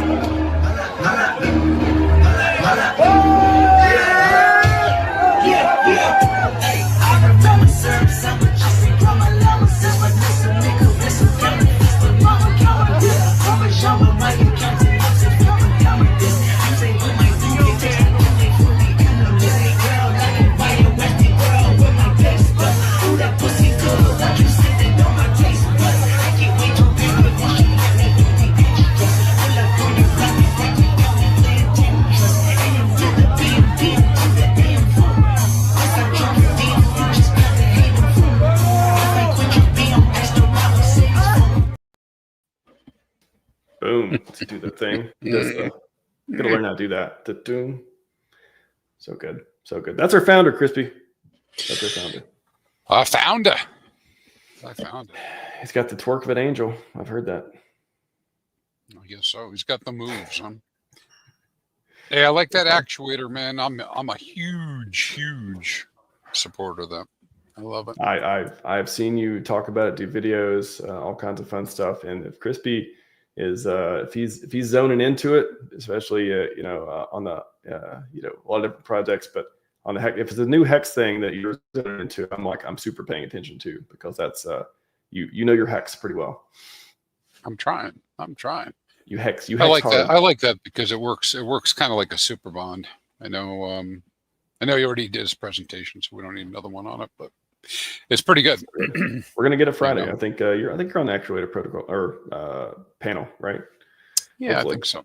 Yeah. I If think not, so. you can be. That'd be great. Okay, all right. I'll give it to you. Take it away. I'll put up whatever you want me to do on the screen. Yeah, I'll set my presentation. You know what's kind of funny as I looked at this? This is crazy. The presentation is an update from last year, same day. Oh, okay. Same date. August the same, 19th, like August 19th, 2024. 2024. Woo. Wow. The year that kind of sucked. Mostly sucked. Oh, it's okay. 2025 is going to be better. I think it's already been better. So it'll be pretty good. Pretty good. All right, Crispy, take it away. Yeah. All right, guys, as everybody who's out there, we're going to talk about Communis for a moment. It's about a 15-minute presentation. I'll keep Max on schedule. We'll be able to get there without any trouble. So Communis, what is it? We'll get to that. But I guess I could just tell you what it is. Reward token for natively staking HEX. And so what's the big deal about that? Well, particularly for Quattro Cinco stakes, which I think people know that I'm into. You get the best and the most Communis reward for doing a Quattro Cinco stake. And currently, the coupon rate on PulseChain is 4.17%. So that means that the Communis that you get in your start bonus, not the entire bonus, just the start, is 4.17%. And what does that mean? That means if I go stake $100 worth of HEX for Quattro Cinco, I can, as soon as that stake goes live, I can turn around and mint a start bonus that is worth $4.17. So not too shabby. And so the big discussion about this has always been about how it is a marketing tool. It's a marketing tool because people actually, believe this or not, people are actually staking HEX in order to get more COM so that they can stake the COM. And when they stake their COM, they get 5% additional APR once they hit certain requirements. And so what you can envision, right, or shining city on the hill type of approach, is that at some point you're able to stake your HEX, claim your COM, stake your COM, get COM in terms of a reward or a bonus from your staking your COM, and never have to sell HEX.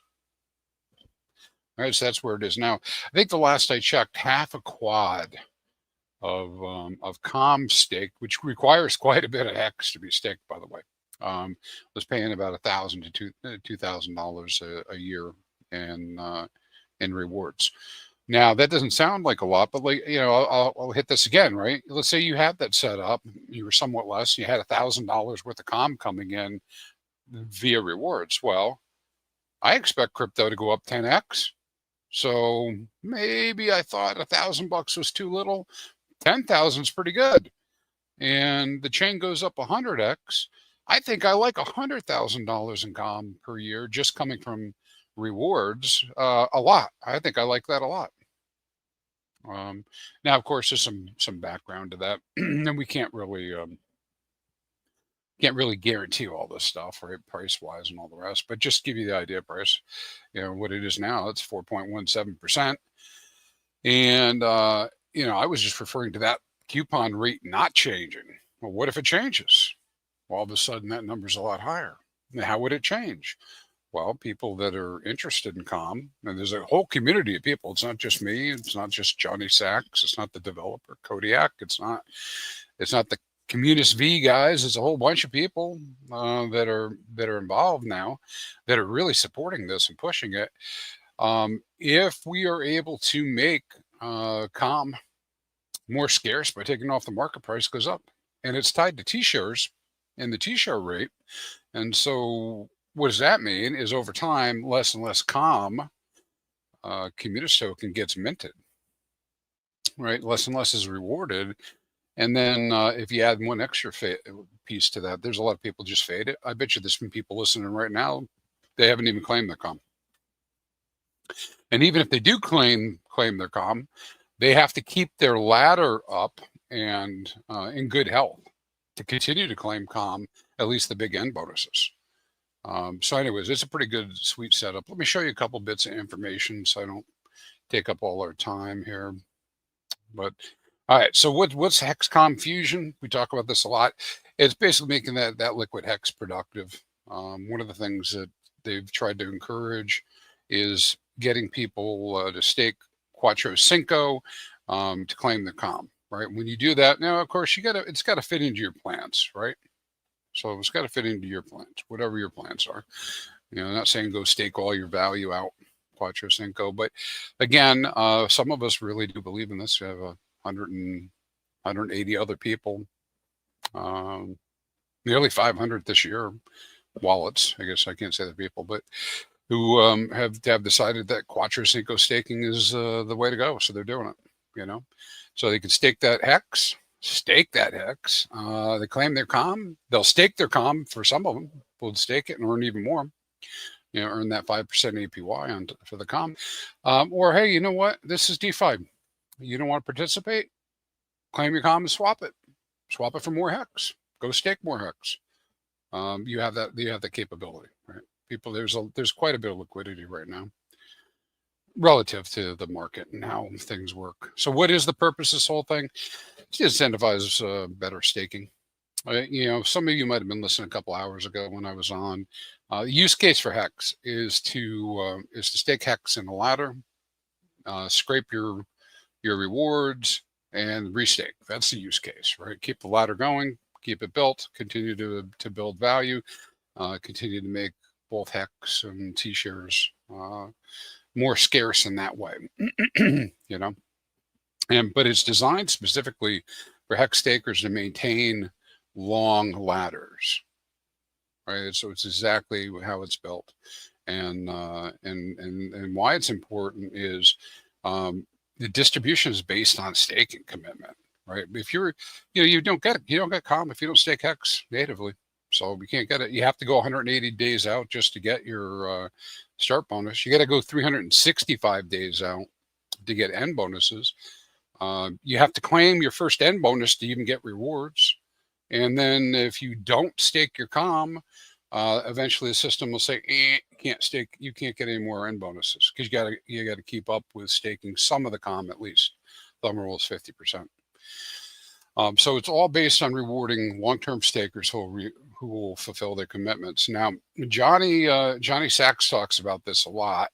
About how it's inevitable the price of COM is going to go up and it's going to outperform HEX, and that's because of the number one, the scarcity, the number of tokens that come into being in comparison to HEX.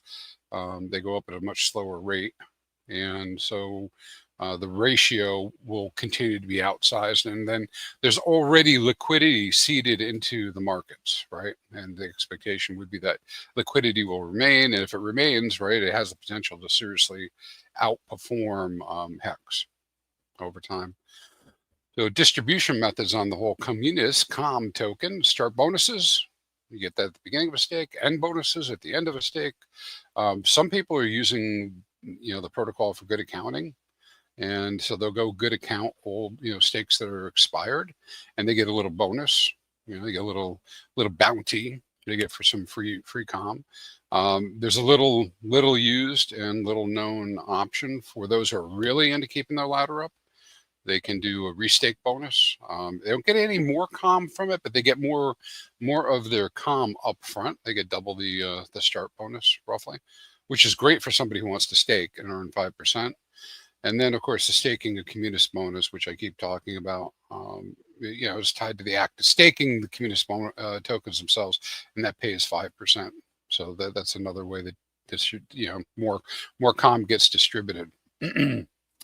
I hit some of these points already, but again, active stakes only, bonuses for native stakes, and encouraging long-term staking. All right. And over time, if you ever want to look at the numbers, you can come over to the site or over to the Telegram. They get into details, but basically reflects what's happening with the share rates and just how you are participating going forward in the staking of HEX. So again, all about staking of HEX. And it is, and we get this question a lot. It is native staking only. Does not apply to HSIs, which does open up interesting questions for people who are involved with things like Actuator or Hedron and ICOSA. And because you have to make a decision in one direction or another if you're staking. All right, staking. Let's see, technical specs on this one. Yeah. So this gets into the idea of why it was native stakes in the first place. Proof of ownership, you have to be able to prove you owned it. Decentralization is really cool with this one. No admin keys. A lot of the stuff where we're dealing with now, I know we may not realize it if you're not looking into it. A lot of the new protocols we're working with, they're not necessarily immutable. You got to check things like that. And then it really has emphasized fairness, no special bonuses, etc. Now, I do believe I'm scheduled with access for a full talk on this, our panel, right? Panel coming up tomorrow. And so we'll have more time to talk about that. But this is the real high level. And as far as slides go, I got quite a bit of them here, so I'm not going to go through them all. But I mean, I hit on all these points already. Oh yeah, there is one other one that we should bring up is if you do like it and you want to be involved, you can be sharing your own personal referral link, and you'll get a 1% referral for people who claim and they'll come later. You can get that. And then finally, the very last thing I'd say, what are the big guys doing? I think what we've kind of fell into is the methodology is claim and stake calm. For those who are staking HEX, and then increasing those bonuses and having it earn more calm and locking more of it. And then the real big folks are providing the LP, and acquiring the tokens off the market. At any one time, I can go out there and find, V3s out there, either, somebody supplying the market or somebody taking them off the market, kind of like bracketing the price. Fun fact, you can only stake the communis that you mint from your stakes. Correct. You can't just come in and be like, I'm going to go buy COM. And if what you have to do is you actually have to stake HEX to get the COM, right? And incentivize staking. Yes, that's the whole purpose. Mm-hmm. But with the price of COM currently, it is cheaper to buy COM off the market than it is to stake it, which is another tokenomics piece, right? Now, what do you do with that COM? That COM is for speculation and for providing LP. And so, in theory, somebody could say, hey, listen, I really want to support this. Go buy a shat ton of COM off the market and go thicken up the HEX LP pair with COM and really, really help boost the system up, or some other LP with it. Got a quick question from someone who appears to be new. Welcome, new people. HEX Week 2025. Pimp Barbecue Sauce says, hi, I'm new here. Is HEX the better Bitcoin? If yes, why? Oh, so many reasons. I would say my number one reason is that it took Bitcoin to the next step in terms of difficulty adjustment and halvings. In HEX, we experience halvings. They're not halvings in this case, but difficulty adjustments upwards every time the T-share rate goes up. And that can happen daily or multiple times a day. Other things that people will cite for that, of course, is it's immutable code. It's not spaghetti code. It's pretty clear. It works pretty good. Okay? I mean, we never seen an error with the contract. Never had a problem like that. I mean, other than, of course, gas being expensive, but that wasn't a result of the contract itself. So better founder, better community. Yeah, decentralized, et cetera, et cetera. And, and even without pitting communities against communities, we have a really good community, right? So, I mean, it's a store of value. So it has lots of upside that, we're just not like, see, I can seriously tell you that I expect, well, I shouldn't say expect. I think it's possible to see 100x on HEX over the next cycle, whether it's this year, next year, or within 4 years, right? I cannot tell you seriously I expect to see that happen with Bitcoin. That would make Bitcoin 1 trillion. Is that what's 100? What's 100,000? That's a billion. I don't know. You're gonna get. Yeah, 100,000 million, 10 million. That would be 10 million. 10 million. billion? Right. Yeah, Oh, 100,000. Yeah, 10 million. Yeah. 10 million. So I don't really expect that to happen in the near term. Do I think Bitcoin could become that? Sure. But I mean, we just have lots of upside. Crispy, it's just one question. Are you team BlackRock or team Win? Boom. Team Win. Everyone holding Bitcoin's like, I don't, whatever, just make my bags go up. Oh, is that what you meant? Yeah. It's funny, you know. Everybody's got principles until it comes to their pocketbook, you know, their wallet. Listen. I guess I haven't. Well, I might have faced it a couple of times, but I haven't directly faced the. Here's your $10 million, Crispy, or keep your conviction. So I guess maybe I can't judge and throw rocks in that glass house, but man, but it sure feels like that because you know. People degen. Actually, in a way, some of them might have been too smart for themselves, and then others were just too degen, right? Because they unloaded expecting there was going to be lower prices, but this is what happens: the market moves against you, right? Because you remember the old days. Richard talked about this a bunch of times. In the old days, they could count on there being 80%, 90% dip. You know, even when going up. You know, it was frequent that you'd see 70% drops. Right now, we're not seeing that. So, and why are we not seeing that? We see what's every other day. You know, there's another announcement about Saylor buying $1 billion worth of Bitcoin. Right. Yeah, my next T-shirt is I did not sell HEX under a penny. Did not sell all my HEX under a penny. That's a great T-shirt. That is a good one. Hey, Johnny says you get to mine HEX. You don't get to share. You don't get your share of the BTC mine. That's true. That's true. Yeah, you can actually. That's a good point. That probably should have said that anyways. I always just think of it immediately that, of course, I'm staking HEX because that's the use case for it. But holding HEX versus Bitcoin, okay, but mining HEX is better. Trustless yield. I think that's the biggest technical difference too. Like I think it's easy for people to understand. It's like you want yield from Bitcoin. I'm sure somebody's gonna be some Bitcoin person will be, that we have some protocol that can do it now. And HEX did it from day one. And it does it, I want to say the best. And I'm excited about it. And I know the founder. I like the founder. I'm excited about the founder as well. And all that fun stuff. And it's based on, you know, Bitcoin is great, but HEX is the best. Strong like bull. Strong like bull.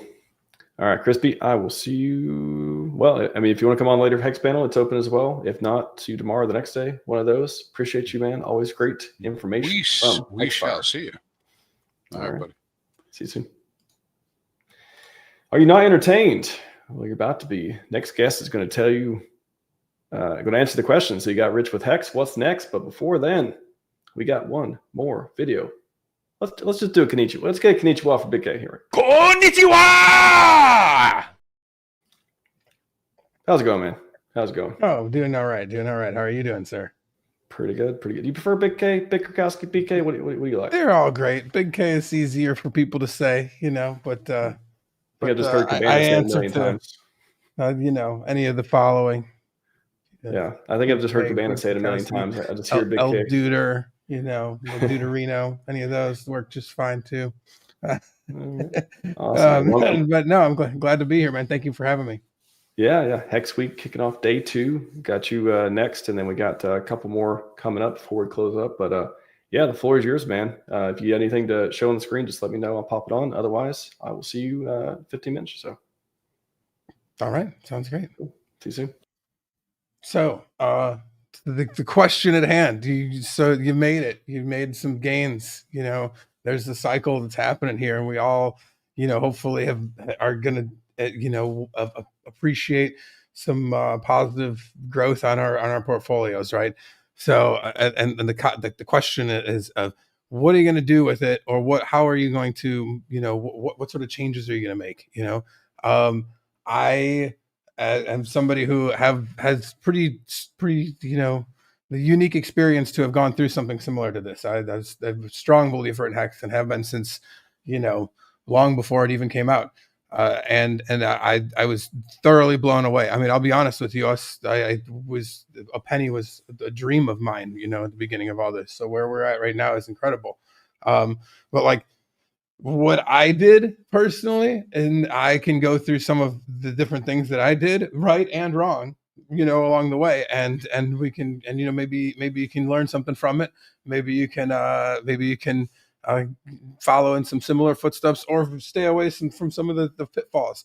But like the first thing that I'd always like that I did, that was a big deal for me, was considering my tax options. You know, if you are staring at large amounts of gains, you know, the best time to consider your tax options are honestly before you are looking at those games. I mean, if you, whether it be based on your taxing jurisdiction, whether you're talking about making it an entity to own this crypto, or whether you're talking about moving to a new location, I found comfort in an island life where taxes are pretty low.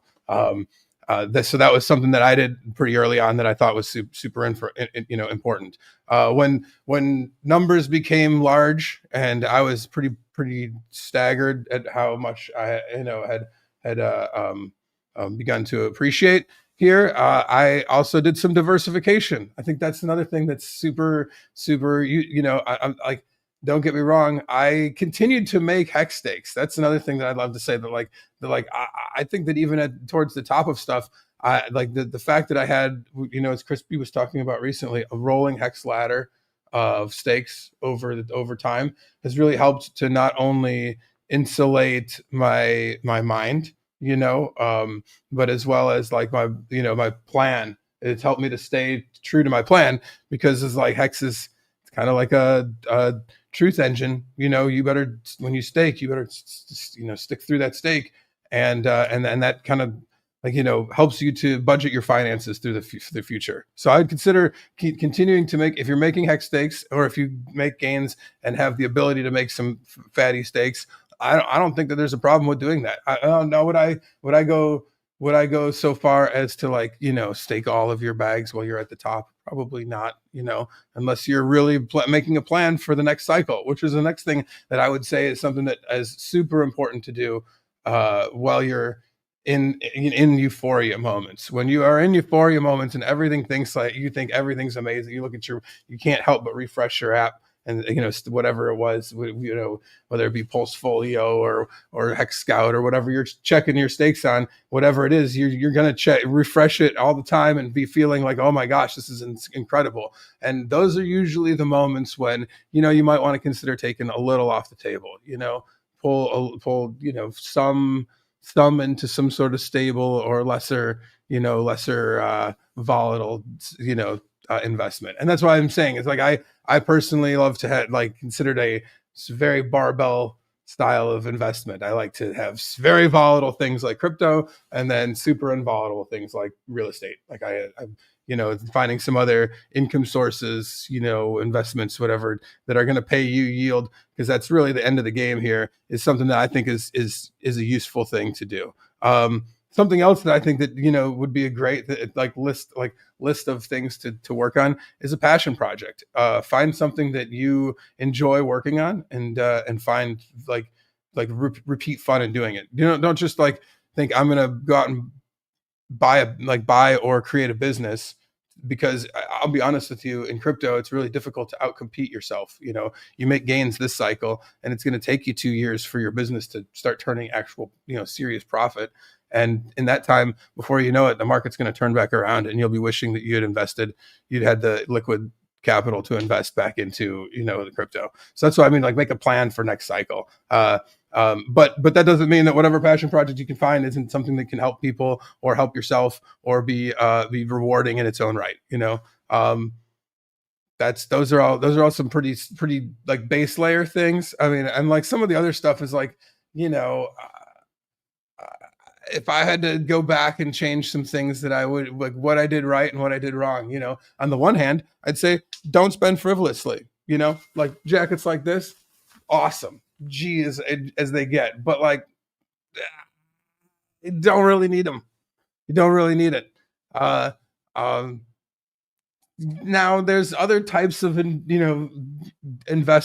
fancy investments that do hold value longer than those. Like don't get me wrong, clothing is not going to be one of them that's going to hold its value. Whereas, fancy watches do hold their value better. So if you're, a big case thought on trusts, I see a question coming through here. Trusts that's also something that I would consider doing. Honestly, trusts are and any sort of end of life planning is stuff that even if you haven't made mad gains yet, you guys should seriously consider planning for. You just it doesn't cost that much if you own property already or are have anything of value to your name, to have a trust set up so that when you die, the next of kin that you have will be able to enjoy what you've pulled together, without lengthy probate processes and the rest. The trusts can help you for not only end of life stuff, but they can also help for tax advantages as well. So no, I'm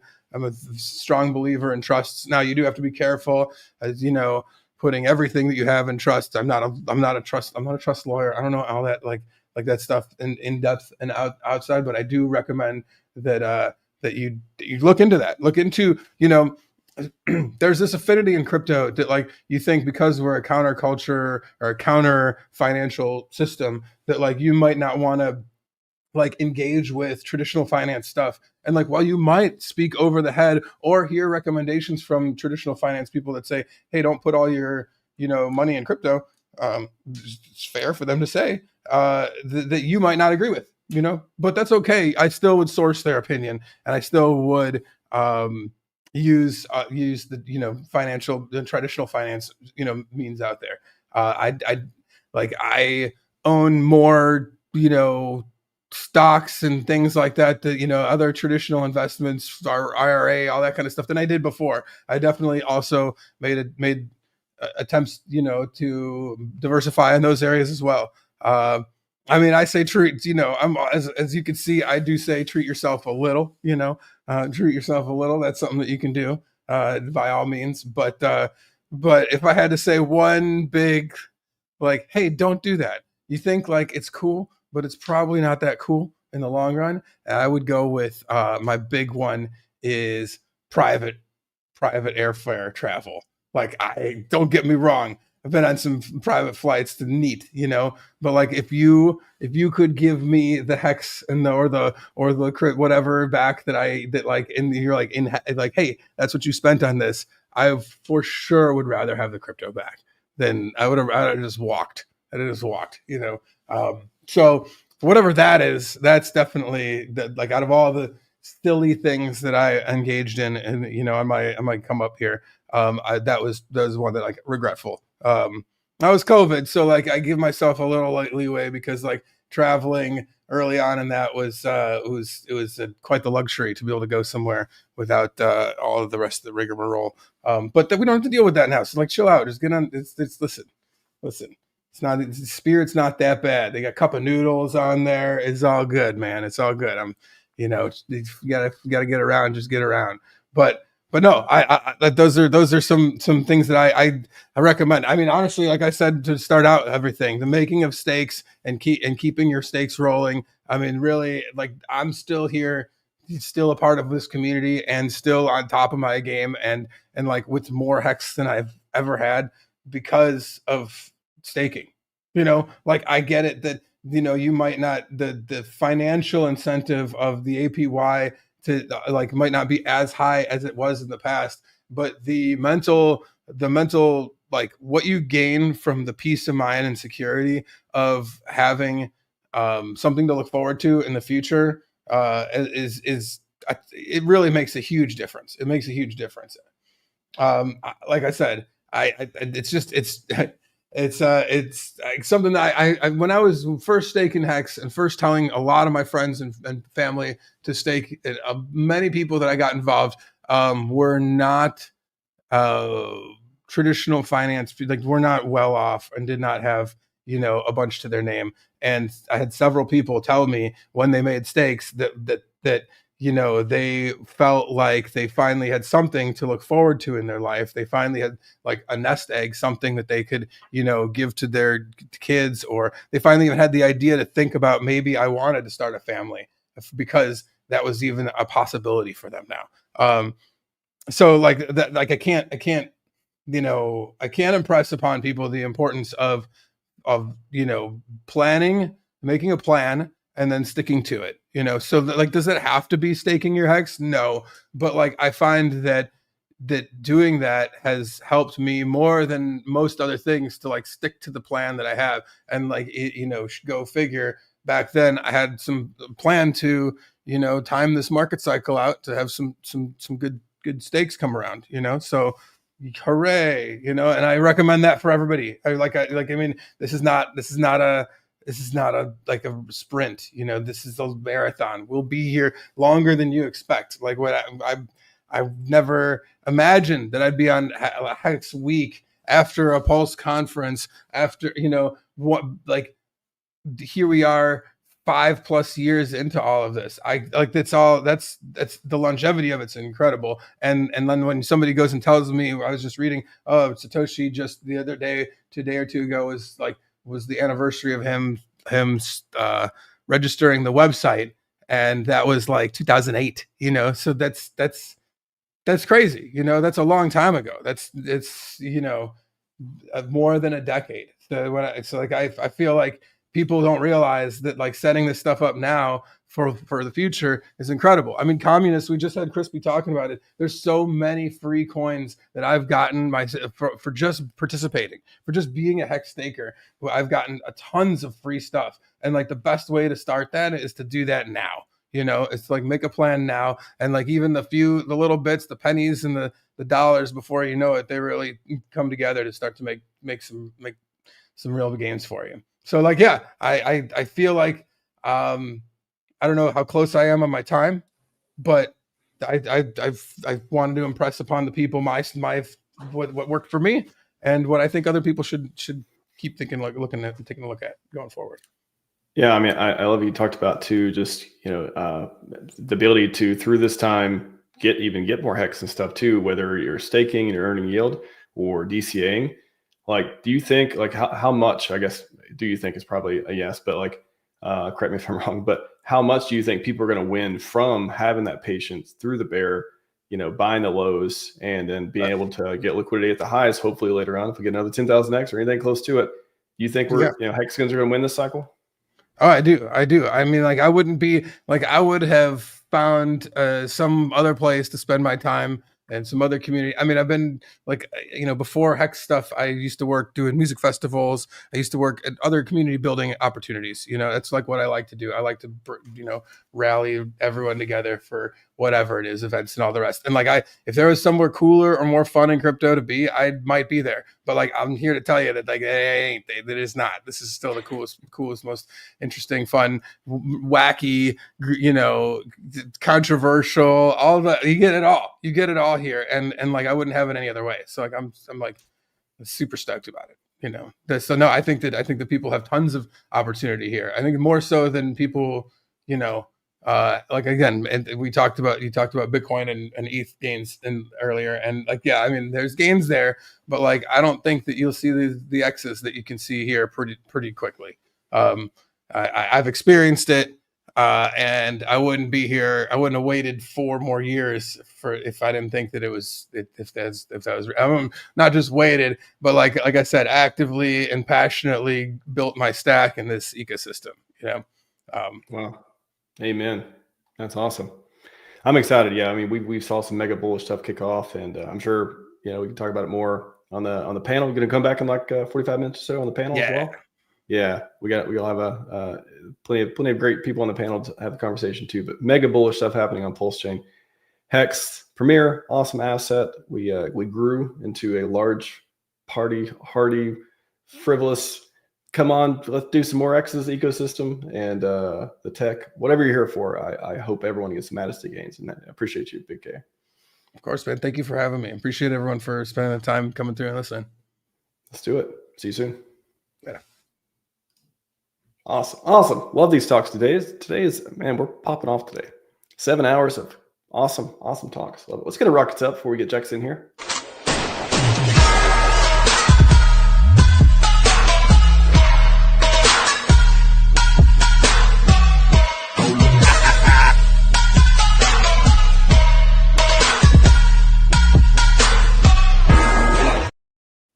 Let's go. How's it going, man? Hey, buddy. Good to be back again. You're back. Security panel. Awesome. I got to clip that. I'm going to post it at some point. That was super good as well. And I've only just woken up, so I haven't had a chance to review what's happened this morning or tonight for you guys on all the previous sessions. But I do want to tap into a little bit of what Big K said. And my talk's going to be about value and PulseChain 2025 and beyond. So yeah, I think I'll pick up on a few of the threads that he sort of laid down there, and yeah, hopefully everyone can see why he's excited and why other people that have come to the community are still excited about what's to come. Dude, that sounds great. I'm gonna go out. I'll put you on screen, and it's all yours. Thanks, buddy. Yep. See you soon. Cool. All right, just give me a second to set up my desktop so I can present. Cool. So yeah, as the slide says, HEX and PulseChain ecosystem 2025 and beyond. I know this is supposed to be a bit of a HEX-centric session that we're having over the last couple of days, but PulseChain was essentially built off of a need for HEX to survive and grow beyond where it was on Ethereum. So I think this all ties in nicely. But what I wanted to talk about was value drivers in a decentralized world. And hopefully if I can impart a little bit of my thoughts on that, we'll all come away with a little bit more resiliency in the price of the dips and the troughs that we have to sometimes suffer in this space. So my big thing is value and price are not equal. So we spend so much time worrying about the price, and we often forget about the value. So what I want to peel out in this session is, well, what value have we created in PulseChain and what does that mean for us? So, like I said, value does not always equal price. Speculation can overshoot value, and we see this particularly in the crypto space. We see the speculation of the speculation of the value of something way overshoot its actual value and undershoot it as well. Hence why we have big bear markets. Ultimately, value is created over time, usually while you're busy worrying about the price. So let's have a look at what actually affects the value of something like PulseChain and HEX. So value versus price, and this is what I mean by we've got our purple line here of value, which is built over time. And we'll talk about what constitutes that value over time. But then what we spend our day-to-day on is the green line, which is price. And we're 1 minute we're above what value is, the next we're below. And I'll give you a good example of how that looked for Ethereum in the past and how it sort of looked for Pulse at the beginning when we launched as well. So if you were around for DeFi summer, that really popped off in the world of Ethereum, and price rocketed up. Didn't matter what project it was, if it had a DeFi label, price was through the roof. But that value, so prior to that, the price was really, really suppressed. We'd come out of a bear market, but all these DeFi protocols that were popping off, they didn't emerge overnight. They had been built over the course of the whole bear market. So teams were busy building all this stuff out, building the tech, and they were probably less worried about price. They were head down, bum up, focused on doing the code and bringing these projects to life. All this value getting generated, teams working on it, but the market wasn't ready for the growth in price to start to match that value that had been built in. So we'd come off the back of a solid bull market, price smashed down way lower than the value was worth. Value kept getting built, and then when we had our DeFi summer, the price caught up with value and then went straight through it. And we keep doing that time and time again in these markets. Pulse is probably a pretty good example of that. We all or a lot of people sacrificed funds for Pulse. The expectation was pretty high when it launched. Everyone was pretty excited. We got a quick rally up in price, but the chain had just launched. So ultimately, the speculation got ahead of the value. We had to reset the price, and then we've had to rebuild. And what you probably don't realize is, for while everyone's been focused on a chart going down for the last year or so, there's been a lot of value built. And we haven't actually had the chance to reset our price to match the value that's been built. And I think that's what we're about to go through. So there's what I call the 3 M's that affect a lot of the projects in this space. So Moore's law, that's to do with the speed of processing chips and how fast they evolve.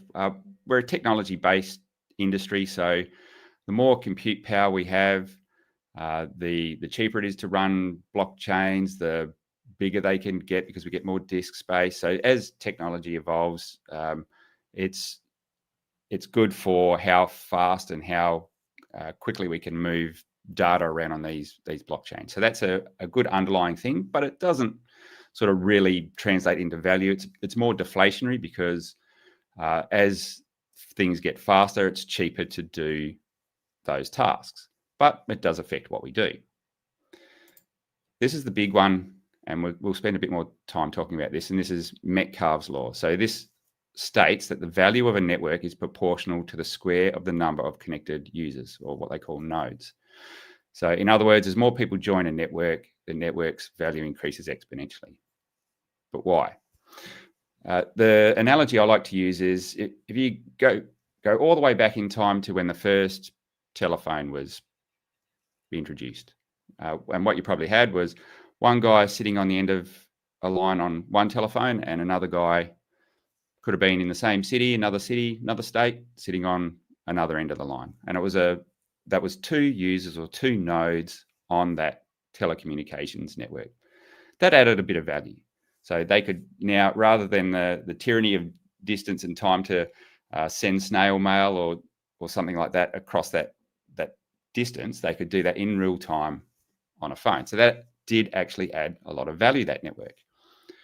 But where it got really interesting was when we added another node and another node. So rather than just one-to-one direct communication, now 4 people could communicate with whoever they chose that was on there. And you can imagine as that gets more and more nodes on the network, it becomes a lot more valuable network because now everyone can start communicating. And we take it for granted now. That's the world we live in. Everyone's got a little computer in their back pocket. They're all hyper connected.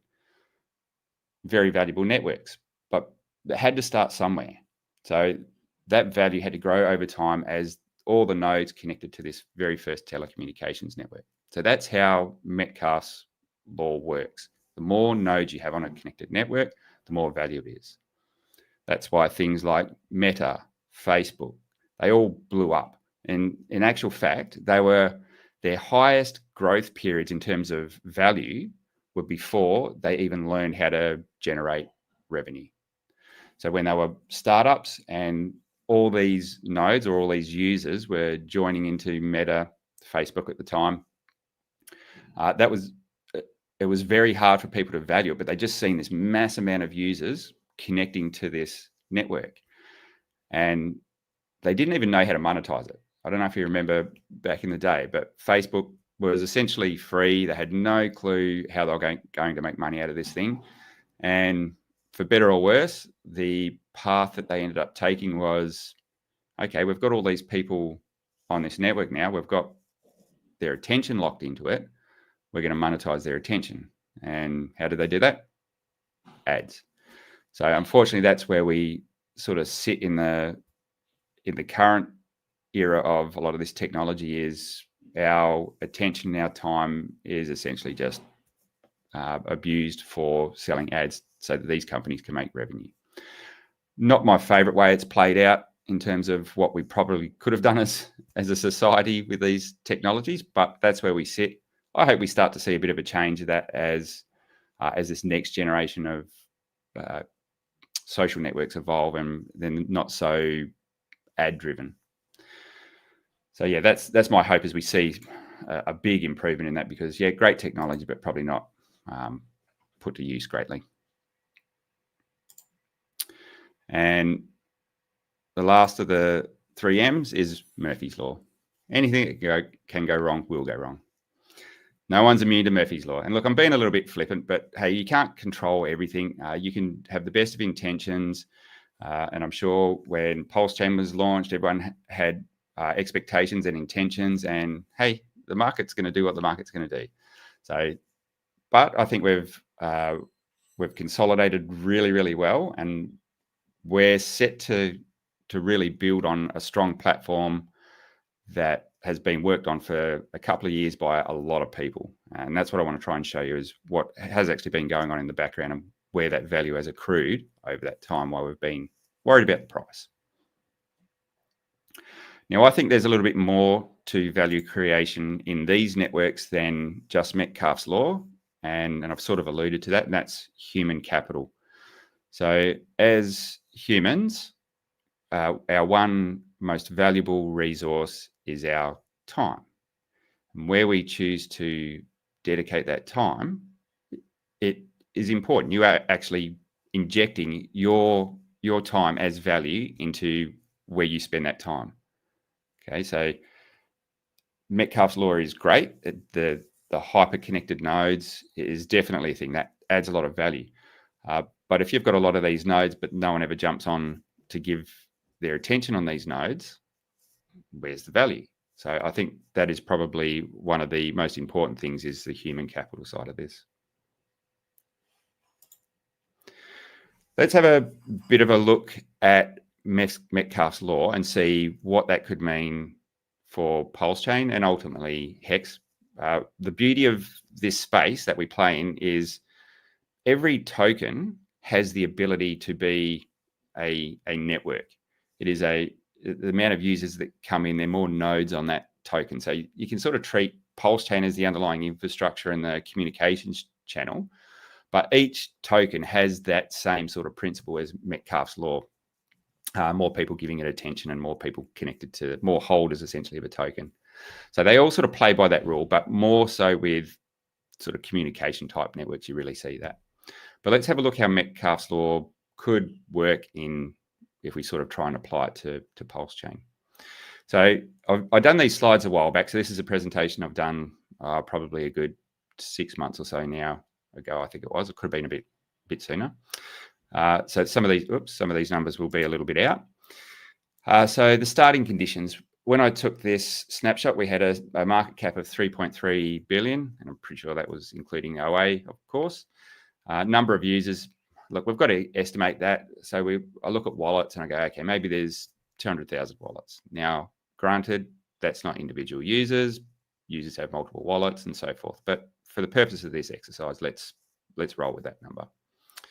And the price per token of Pulse, when I done this, was, what's that? 4024.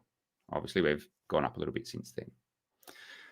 So we take those numbers and we can calculate the constant K. So we have our starting market cap, the number of users. We're going to square that. You can see the calculations there, but ultimately end up with K, so our constant being 0.0825. I'm not going to go heavy on the maths, guys. I know people tune out when we start talking maths, but just follow this through and I'll simplify it on the next slide. So we then take K and we pump that into our equation with an expanded number of users on the network. So we take our new market cap will equal K times the number of new users squared. And if we said we go from 200,000 wallets to 1 million wallets, then our new market cap, multiplying all that out, could be 82.5 billion. That's based on Metcalfe's Law. What we don't know is over what period of time that takes. You could have a massive growth period and the numbers rise up really quickly, or that could take a long, long time. Bitcoin's been around, 16 years? ETH, was it 10 years, maybe more now? So they've taken a long time to build up all their value, and they've gotten some crazy X's along the way because they've had plenty of time to build up the network, get more nodes and users, and build in more value. So what does that mean in simple terms? So if we've got our two cases here, we had our users, we started off with 200,000, we went up to 1 million, market cap was 3.3 billion, went to 82.5 billion, circulating supply remained consistent. Now, obviously that varies. Price per token went from 4.024 up to 60 cents, being 25,000x. Now, I don't want the takeaway from this to be, Jexa said we're going up 25,000x on PulseChain. It's not what I'm saying. What I'm saying, this is an example of Metcalfe's law at work. I don't know what's going to happen. I don't know whether we're going to get 1 million users or lose 1 million users. I don't know. Like these are unknowable things, and I don't know over what sort of time period. But what I wanted to show you was the power of Metcalfe's law when applied to these networking systems. And that's why, like I said, Facebook, Twitter, all those things, they rocket up in price hard because you get a tipping point where you keep building these users, and then the actual user base exponentially grows as well, which then makes the price exponentially grow even more. So they can move very, very quick if you get a good flow of new nodes or users to the network. All right, that's enough of the numbers. So I'll leave you in peace from that side of things. But let's have a look at the other side of the equation. So I talked about value being Metcalfe's law and the human capital side of things. So let's have a look what I mean by human capital and what's been injected into PulseChain over the last 2 years, which I don't think has been accounted for in the value of the network yet. So let's have a look at some of the things that constitute human capital.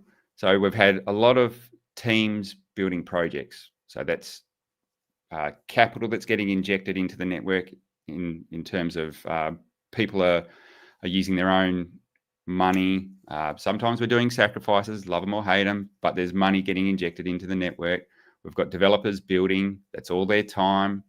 We've got a project management team around building a lot of these projects. We've got all the infrastructure that you have to bring to the network. So validators, nodes for RPCs, servers that host all the websites. That's all capital that is actually getting invested into the chain. And you don't see that happening in the background. But I can tell you now, some of the sites that you take for granted when you're want to see your portfolio, the guys behind the scenes running those servers are investing quite a lot of time, energy, and money to do that. That is their attention, their money getting added to the chain. Big K brought up something about some of the fun and games that happen on the chain and the controversy, and we see it all play out on X, and that's because we have a lot of sub communities, and that's because you've started off with a community that has gotten large enough to then fracture into sub communities. And whilst you sit there and go, these guys are on this side and these guys are on this side, and it looks like there's a big heated battle all the time on X, that is actually healthy. That is what a community looks like. Think about how the world operates around you. Not everyone agrees about everything. We form our groups in society every day. That's a normal functioning society as humans know it. So that's actually a healthy thing. And the more of these sub-communities we have, whether or not you're a part of one or not, they are actually healthy for the ecosystem. So next time you're about to sling a bit of shit on X, just have a think. But ultimately, they're all part of the same community as you. And you may not have the same views, but everyone's adding value. The other thing we see is real world goods and services. And this is really important. A lot of people don't get this with crypto. So the big thing I hear from most people when they look at Bitcoin, it's got no value. It doesn't do anything. There's nothing sitting behind it. And we've just talked about how valuable an actual network in of itself is because of Metcalfe's law and how efficient we can communicate. So they're obviously missing that point.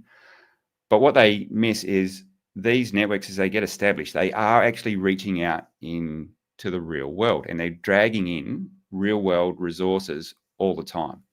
And it could be something as simple, you pay for your goods with crypto, or someone goes and generates a real world life product, clothing, merch. They make some mugs, some t-shirts. They're actually, that value and that time is actually getting drawn back into the network, because the network is not an island. It's now reaching out into what we call the real world, and it's attaching itself to things of value. So that value's got to ultimately be reflected in the chain that it's a part of. And that's what I think a lot of people don't see in these networks. They're struggling with the concept of this. They need to hold something physical for them to believe it has value, but they're not taking into account, I guess, the esoteric value of how this reaches out into the broader world. So we see a lot of that, and more services are generated because of that. Accountants have probably got more work. Lawyers have probably got more work. There's I work for an education company as well, teaching people how to do crypto. That's ultimately bringing value to this space and to this chain. You educate someone about the space, they then bring their attention, their dollars. So you can see how this reaches out into the broader world and starts to drag value back into the chain. And the last tier there is the attention economy. And this is what we really spoke about at the very beginning, which is all about the Metcalfe's law side of things with Facebook and the like, is if you're giving your attention to this particular network, you are injecting probably the most valuable thing on the planet, which is your time. You're all sitting here now investing your time to watch me, to watch the other streamers. You're actually injecting that value back into the network. So what I think we take for granted is we don't see it holistically about all these things that are getting injected into the chain, because we're too busy worrying about what the price is doing. But ultimately, the price will sort itself out if all these things are still happening. Communities are growing, teams are building, more real-world services, more attention. As all that gets added, price will eventually catch up with it. It's bound to. Okay, so that's the value creation side of things. What really excites me about this space in general, but more so in particular with PulseChain, is more of the base of a new economic foundation we're building. So I think we can all agree governments don't spend money the best way they should. There's a whole bunch of middlemen that are inserted into all our payment rails we know at the moment. So traditionally, we've got banks using Visa, Swift. We've got our reserve currency being dollars. So these are all the foundations of a good economic network. We need exchanges and online shops, and ultimately we need some sort of savings account, which most people in the traditional world is using gold. But we've got the chance to actually build an alternate version of that with some of the views and principles that we would like to see, rather than the views and principles that are forced upon us. And while most people come into this space for price go up initially, eventually, if they delve deep enough, they end up staying for the principles and what it can possibly mean for their future and their children's future. That's why I'm here. That's why I got involved in crypto to begin with, and why I like in particular what's happening on PulseChain, because we seem to be doing things in a way that gets rid of the most middlemen. Hopefully, if we see a privacy protocol come on PulseChain that is used widely, that is the most beautiful thing I could see happen. That's the one thing I want to see happen on this chain, is privacy just be native to it. That would be absolutely awesome. But in the meantime, we've built out some really cool stuff on PulseChain. And I'll reflect on something Richard's said, and I don't know if people truly grasp what he means when he says this. He keeps saying, because everyone's bitching and moaning, the block explorer is not good, or this is not good, or we need this. And what he's telling you is we have everything we need to be successful. We already have everything we need to be successful. The rest is cake decoration. Great to have, but it doesn't materially matter if your goal is improve your wealth and your relationship with money and how you can interact with it. So what I want to show you now is why I think he's saying that and what people are missing. You can bitch and moan all you like about block explorers. At the end of the day, I don't think it matters when you've got the building blocks already in place.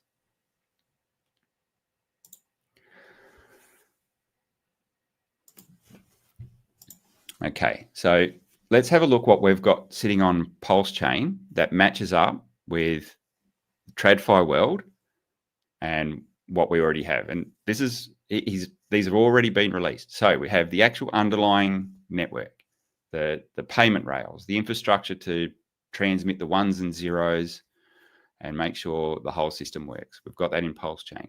We've got the reserve currency that pins on that, which is Pulse. So that's the oil that fuels that underlying network, and that's how we pay our gas fees. That is essentially the reserve currency where things are tied to in liquidity pools and things like that. But it's the oil that allows us to do those transactions. We've got somewhere an ability to trade. Now, granted, that's not the same as going down to a merchant and buying a cup of milk, but you need some way to be able to exchange. Now, what you exchange your funds into, well, that's where all the sub-communities come into it. But we've got some means of exchange there. If you want to swap your reserve currency into a savings tool like HEX, you've got the ability to be able to do that. And that's the final piece of the puzzle, is the wealth preservation, so savings side of things. And although we've seen price action be pretty brutal in HEX, just because of the general market, it's not just HEX alone. We've seen all blue chips, Cardano, everyone's been beaten to shit over the bear market price-wise. And the reality is people that are down 90% are looking over the fence saying, oh, these guys are down 92%. We're better than them. Like, everyone got brutalized over the bear market. That will change. But what we've got here is the core of what I think can be a change to good financial freedom. And like I said, the only thing I think we're missing is the privacy aspect. Now, I know there are some privacy tools on the chain, but I just don't think they're widely used. If we get something that is widely used, then that is the ultimate for me. That would be the stack complete, where we've got the rails, we've got the reserve currency, we've got a method of exchange, we've got our savings tool, and then if we can then transact privately, that is awesome. So I think that's what he's driving at when he says you've got everything you need.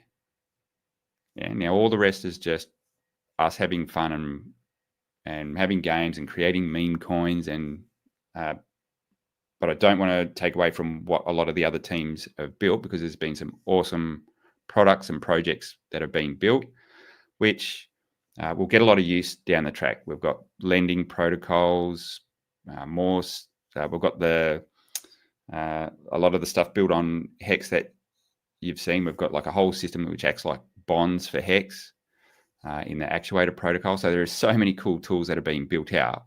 Ultimately not necessary, but will be very well received when price ticks up and we get a chance to use all these really cool tools. So let's have a look at, and this will be sort of where I finish up. Let's have a look at the human capital and the value that has been injected into this chain. So this is Frank White's ecosystem map, and I refer to this quite a lot. I think he's done a really good job. It's probably grown a lot since I took this screen grab, and you can see he goes through and he itemizes all the different sectors and tools that are being created on PulseChain. But what you can't see is half of those lists have a little thing down the bottom where he's truncated the list, and if you click on it, it expands out probably another whole length the same with more projects. So there's probably double the amount of projects that you can see on that screen grab. That's all human capital, time, effort, energy, money that has been injected into this chain over the last 2 years. I personally know of so many things that are still getting built that people wouldn't even know about, because as builders, we, you know, we want to talk about things in back channels when we're communicating on how we can work together on various projects. And I know there's still a raft of things that haven't even hit the market yet that are still to come. So don't take for granted all the building that has actually happened in the background over the last 2 years while you have been worried about the price. It will all catch up in the end. So yeah, some closing thoughts. Value creation is built over time. So you've just got to let the cycle play out. And we've got the broader cycle, but we've also got what's happening in PulseChain as well. We have our mini cycle within that broader cycle. Value creation usually precedes price appreciation. So like I said, value being built over the last 2 years has not been priced in. We will see that happen. Speculation will always oscillate around value creation. That's that chart I showed you at the beginning, where you can have a smooth run up of value creation over time as we add users and add more projects and value, but price will oscillate around that. So yeah, there's a global network of people working together to make PulseChain valuable. I see that every day. Like it amazes me. So if you know me, you know that I run a lot of validators on the network with the Vouch protocol. I speak to people in every single continent that are running validators on PulseChain. It is truly a global network, and it amazes me what we've been able to create here. That's it for me. Hopefully you found a little bit of value in that, and you've got a new perspective on how much value is being built into PulseChain and where this can possibly go for Pulse and for HEX. Awesome stuff, man. Really, really like to see you go through all those pieces. And there's so much to it. What is, maybe I'll ask you this too, like what is the most, we've seen a lot of things heating up here around PulseChain and hopefully for HEX as well. Like what do you see us go in the next few weeks, few months? I mean, is this time, is it actually going to kick off? Like, we've been holding our breath for a while now. Do you think this is the time for the glory run? What was really nice to see was in this recent kick up, we hit a key level, which was around the key levels, I think about so was it 4044. And every time we've hit that, we've felt a bit of resistance. We hit that, pushed up just marginally. We got through it at, what is it, 4 zeros and a 5. But that was actually a really key level. And what was more impressive was when ETH dumped the other day, we didn't cascade down along with that. So that was actually really good. That showed a bit of strength there. So hopefully if we see ETH, it's testing its support now on its recent breakthrough. If ETH pushes up, hopefully we get the follow through on PulseChain. But I feel like we're definitely on the right, we're heading in the right direction. How long it's going to take will be, I guess, we're at the whims of the market a little bit with that as well. But I think we're heading in the right direction for now. And yeah, I think the psychological barrier is the SAC price. Once you get through that, the lid will come off it for sure. And I think we're building the structure we need to do that. So yeah, I'm pretty positive on it. I imagine once we get past SAC price, it'll, all the new people come in who have no idea what a SAC is or a SAC price is. They'll, hopefully see the value in PulseChain. Yeah, no, we've had to grind up a little bit, but that's the way charts have got to work. If it just shoots up, no one will. Yeah, it won't be respected. You've got to build the structure, and there's no cheats way of doing it. We all want a massive God candle, but sometimes you got to do it the long road. Well, let me ask you on Vouch real quick too. What are you seeing on the validator side? Like, what is there anything bullish or anything interesting happening? I know we got around 50,000 validators or so now, give or take. A lot of them, some of them are staked. The liquid protocol is delegated, all that stuff. Some of them are the native ones out there. What is anything interesting in that realm before we wrap up? Anything interesting? Like I said, it's good to see. It is quite a broad group of people that are doing that. I thought it was very US centric and would have been sort of mostly based there. But I've been amazed. Like I've spoken to guys in Italy, Vietnam. Like there's people running these nodes everywhere, man. It's awesome to see. So that gives me I just didn't expect that when I was part of the community. So it's good to see that we've reached out to all corners of the globe. Yeah, I think that's probably one of the most positive things I've seen, is this is truly global. And I've heard someone saying the other day, oh, Richard runs most of the nodes. It's actually not true at all. It's the community doing all this. There's a lot of people doing a lot of hard work in the background running all these nodes. So yeah, I've built a whole ecosystem around the validating side of things. So I'm really positive about it. You wouldn't do those things. Well, I wouldn't do those things if I didn't see a future for PulseChain beyond the excitement of one cycle.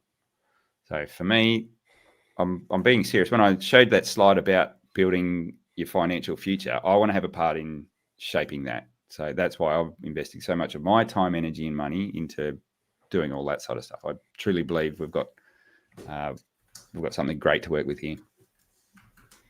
Dude, it's been super exciting, and thank you for building on PulseChain. Thanks for bringing come to HEX Week and bringing the information. And yeah, if you want to stick around, totally optional. I think it's earlier time, but if you want to stick around for HEX panel, feel free. Yep, we'll do. Yeah, I might just go grab a quick drink and then I'll jump back on. Sounds good. All right, Jex, to see you soon. Cheers, mate. All right, last panel of the day, open to everyone. Link is in the chat. Get in as soon as you can, because you may not get in if you don't get in right now. Pretty fun, pretty excited. I'm getting wore out from the day, as well as one should be.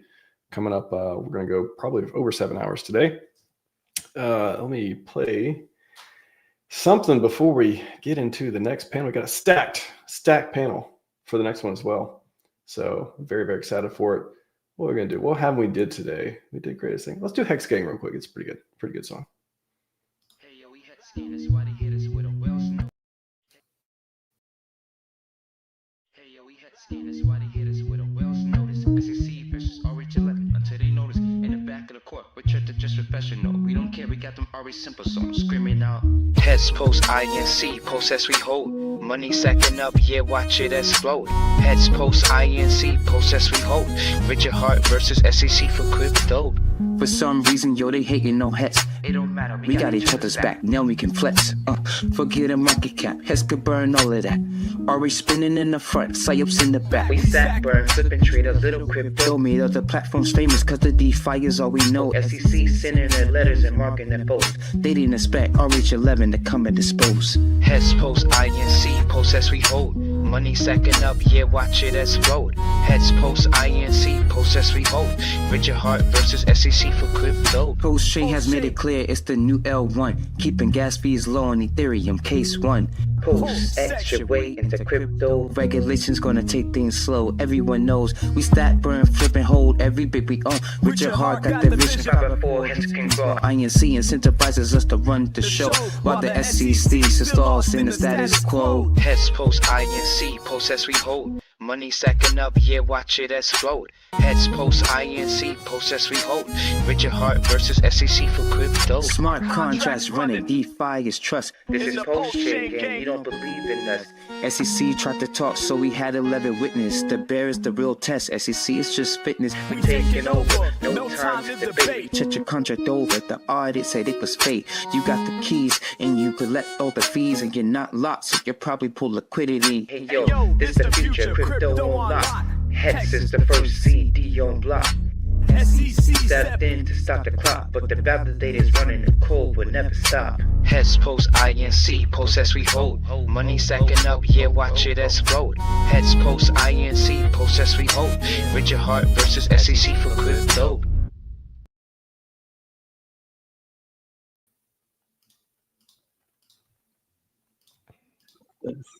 Hex panel. How's it going, everyone? Oop, there I am. Hex panel. We're back. And everyone speak at once. Oh, Fast literally has the shirt off. Okay, let's go. You guys are all wearing clothes. We ain't dancing on graves yet. Whole thing hit past the famous backstage. Nobody was gonna wear clothes, and all of a sudden you're all wearing shirts. Thanks a lot, guys. I thought you were a dip catcher. I missed the memo on this one. Well played, sir. But I mean, Okay, I feel got free to something keep in. your shirt off fast. It's okay. No, I mean, I'm not saying you got to put it on. This is, I don't, you know, I'm not going to get any it strikes. is some fine duds though. It looks sharp on you there, sir. Been doing some deadlifts. You've been doing the RH workout fast. I do push-ups. That's about it. 3 minutes a day. 3-minute abs. I almost have a Oh, 2-pack. You keep working it up. In 4 more years, you'll have a 3.69 pack. There we go. Dave Morales, glad you could join us as well. Welcome. Nice hat. He's taking a nice walk. I don't know where he's Almost at. off. I got the drip on too. Yeah. Nice. All right, gents, take it away. I'll be back in a little bit. Talk Hexy to everyone. Talk Hexy. Let's go. So You guys are looking hexy today. Those are some What's wild going on? shades you got there, Corey. feeling it. Feeling very hexy today. So how's everybody doing? I love those Blessed. glasses, Dave, Corey. Those are Appreciate it. PulseChain vibes. I was hoping I could get the HEX logo on there, but I was unsuccessful with that part. The PulseChain is good. I can also get PulseX on there. Let's see if I can do PulseX. Nice. Let's see. There it is. There's the PulseX. I love it. There you Not go. too shabby. Nice. I've got most of the chain covered through my my new lens. I'm just not sure that they're large enough, mate. Yeah, I was gonna say we need a bigger set. Oh man. So when does everyone think that $5 million is going to get spent? Great question. Yeah, that's been interesting marketing. just to sit there and watch it do nothing. I guess it's broad value, but yeah, to where I'm not sure. Yeah, the TVL was on. Yeah. I mean, I wouldn't be in no hurry to spend it either. I would just sit there and hang out for a little while and let people capitulate and sell because I'm already seeing the FUD on Twitter. So yeah, you already saw that there was front runners that got caught real offsides there. So. I know some guys who went pretty big on the Fame protocol, and I was like, ooh. And I had thought about it. I was like, you know what? I better now. What if it doesn't get deployed?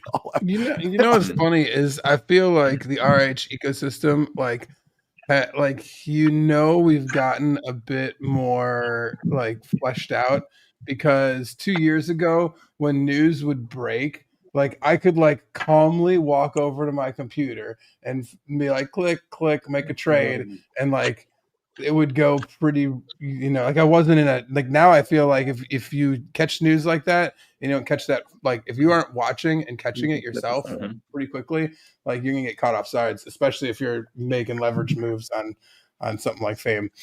So you got to know you got to really be paying attention now, which that shows to me that we're getting to there's obviously more people paying attention. There's faster bots out there. There's lots of people that have incentive to pay attention and try and front run you. So I'm watching Jexa here. He's probably running his own nodes. He could front run all of us.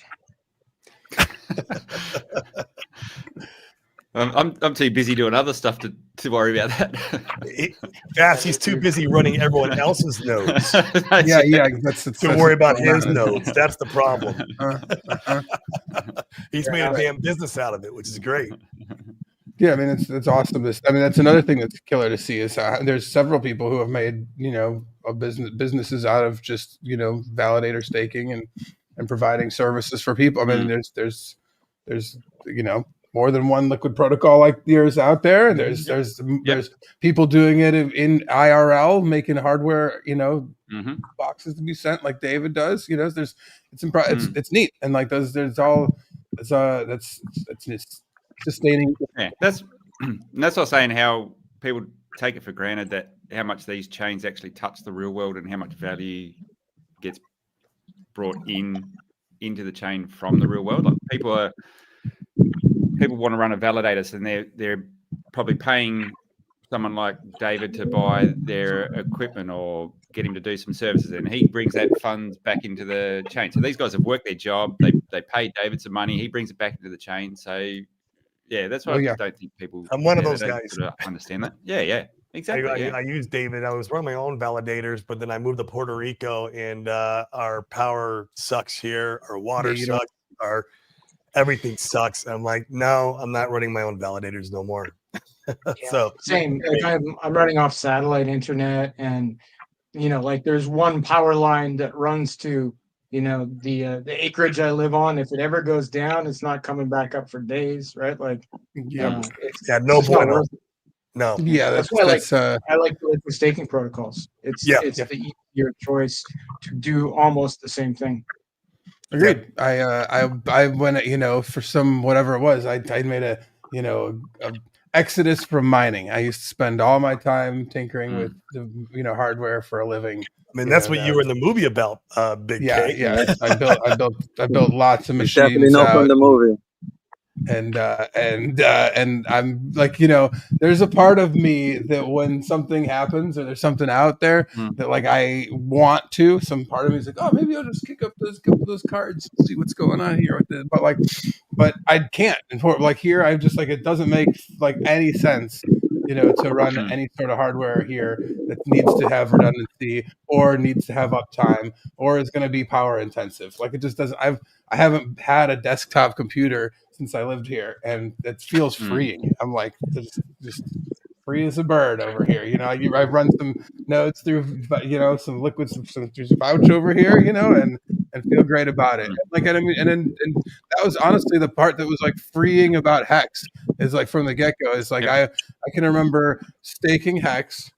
At the same time, I was still running ETH miners, as I was running, I had a warehouse. We had downsized because, markets were bad, but I still was, still found windows of speculative mining that I was doing. And so like, I'm running both at the same time. And it became a no-brainer pretty quickly, hey, what am I doing? Like, what am I doing with this hardware here? I just can click a couple buttons. This is what I don't get. This is what I don't understand. Like, I Bitcoin miners go broke regularly. I don't like. You look at the price charts on the listed miners. They're dog shit.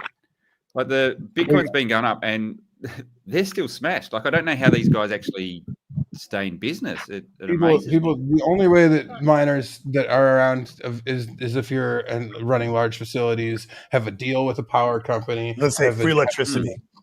Free electricity, or have a deal with something, and are running at some massive scale. Like as far as Bitcoin mining goes, like at home mining shit is very much for the birds. You like. That's something that Richard taught me pretty early on. Is like he had good knowledge on stuff. Like I remember him talking, using the one-way diode stuff about like some protocols, Veil and Beam. There were like some privacy stuff that came out. There were mineable coins, all the same. And like he was like, man, I got a bunch of 1080 Ti's here. Like I could kick up, but like it ain't worth it. And like I do the math on it. He's like, almost every time if you just buy the coin, and like every time you think about turning on those machines, you just buy whatever amount of coins you're willing to waste in electricity and just sit on those. You do better. Like almost every time. There's a few speculative plays that I could be like, no, I did real good catching some blocks early, but for the most part, no, you're just wasting your time. So HEX was what was like, it changed me. It changed me entirely because I thought that like to be a part of crypto and to really like understand what's going on here, you needed to be a miner. You had to understand, what was going on the chain, and like I was like that's not true at all. And I've done, and in fact, financially did way better not touching a single machine. So you'll figure. Yeah, Thanks for the win. Totally agree. And I think since the yield's been switched off on HEX, which ultimately I think was a good thing given where we were in the cycle, obviously that's become, the yield components become less of a draw card, but I think that will get reflected in token value sooner rather than later. Yeah, it's a trade-off for price go up. Yeah. And I suspect that if we go into the next bear market, you might see yield get switched back on. So I think there's some interesting mechanics that can be played there. So I think people that are probably less inclined to stake now, when that those dials get moved around, prices up, and yield starts getting switched back on, I think that will change significantly. There could even be some door prizes for those who chose to stake with lower rewards, right? Because as I understand the levers that can be pulled, one of them is the OA emergency end staking some of those big stakes to increase the APR, which would also the majority of the penalty would go back to the OA. Because it's the biggest staker and because it gets 50% of the penalty, but probably a notable portion would go to established stakers. So that could be a nice little handshake. That would be something that could be a nice and like the nice thing about bonuses like that is that it's for that day, like it happens for that day. So it's kind of like in the almost system, like a snapshot kind of that situation, moment. Yeah. Yeah. So it's neat. I always thought that was like early on in HEX. I loved to discuss and talk about some of those levers that are kind of things in blockchain that, like I said, it's, if you haven't listened to and believe some of what Richard's trying to get across, that there's a big difference between economic decentralization and network level decentralization, and like what the benefits are of each or the dangers are of each. In fact, then it's really hard to process why we're bullish about having something that can adjust your APY as is, But like we've consistently seen over 5 years of acting that at the end of the day, this has been here to keep things in the system very well balanced. It's for good. It's for the better of the system. Yep. So exactly. I think people that have a cursory look at HEX see that as a negative.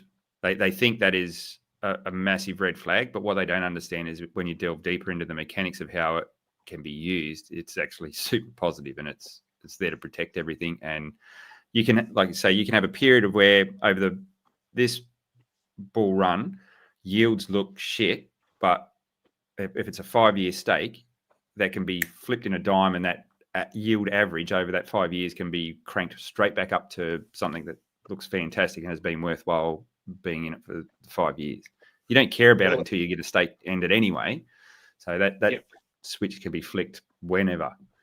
If you have a 15-year stake, this bull run's not even really relevant to you. It doesn't matter. Yeah, it does not. But that reward, if there is an emergency end stake en masse from the OA, that would still be relative to you if you were, definitely. if you had as long as you're in the system, you have and quite a high margin, because you'd get if you have a long stake, you have these bonuses that you're getting. So like you're actually 2 or 3x what your actual input is.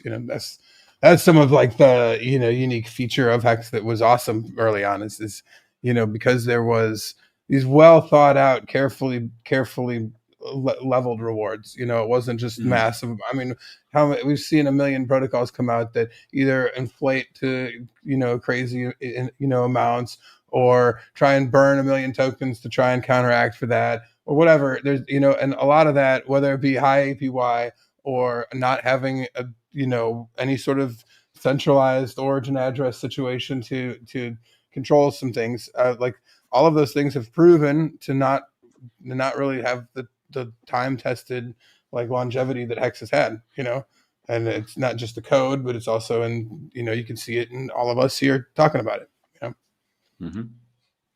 The Maximus DAO products would do very well if there were big emergency end stakes. That would give them immediate value boost. For sure, because they are all getting the max bonuses too, or close to it, depending on stakes like $3 million and stuff like that. Yep, that's true. Yep. That's true. Yeah, hadn't really thought about that, but yeah, you would get the benefit of it straight away. That's pretty neat. I mean, like that stuff is, and like it's still at play. It's still at play to see where it's going to end. And like I was saying on the talk that I did earlier about like the fact that I made the HEX stakes that I did, whether it be the fact that I'm still super interactive with the community, or whether it be the fact that like it just insulated me mentally for this cycle and the last cycle and whatever's to come. It's something that really people, I can't, like, you know, it's hard to stress that enough and in a way that like makes sense. Cause like I get it. Like I've argued with some other Hexicans of friends of mine, like over the past 4 years, being like, hey dog, what would it have made, like if you could have just unstaked X stake at the top at 56 cents, you know, and wouldn't that make sense? Wouldn't that have made sense? And you're like, for the past 4 years, I've had to like argue mental, you know, like on paper, no, you're right. It would have made sense to unstake the coin, like, you know, but like there's more going on here at play than just like I said, in the paper, like just the gains there. It's really about like crypto in general is about this, like it's a longer race than just, you know, a flash in the pan thing. And people don't realize that everyone has this short term, like we're going to get rich, this cycle mentality. And like, they don't realize before you know it, like I turn around and I'm like, oh, I've been in crypto for whatever, it's 10 years almost now, you know? And then you're like, wow, that's nearly a decade in something that like, I thought that I missed the boat on when I first got involved in 2016, being like, I can remember being like, how could I have not known about this? It's Bitcoin's at $600. How did I not know about, you know? And like, no, we were just getting started, you know? And that's the kind of stuff that we'd have to realize. And like having those long-term stakes like that helped me to be like, man, this is, and I look at some of them now, some of the early stuff I've done and being like, man, a lot of time has eroded relatively quickly, you know? Yeah, it's like when you're throwing things out for 10 years, you didn't think it would pass this quickly, did you? No. Have a couple of kids and time flies, you know? Like yeah. Get married, older than your kids, right?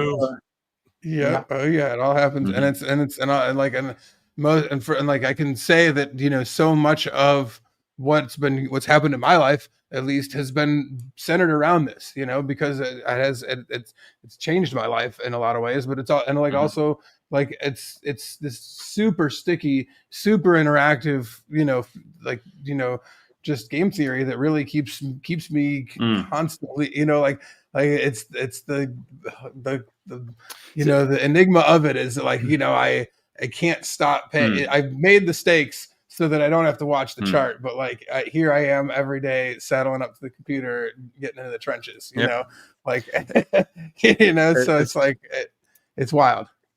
It's funny. And so the chat, sorry, you go. Sorry. And for a smart contract that hasn't changed, you know? Yep.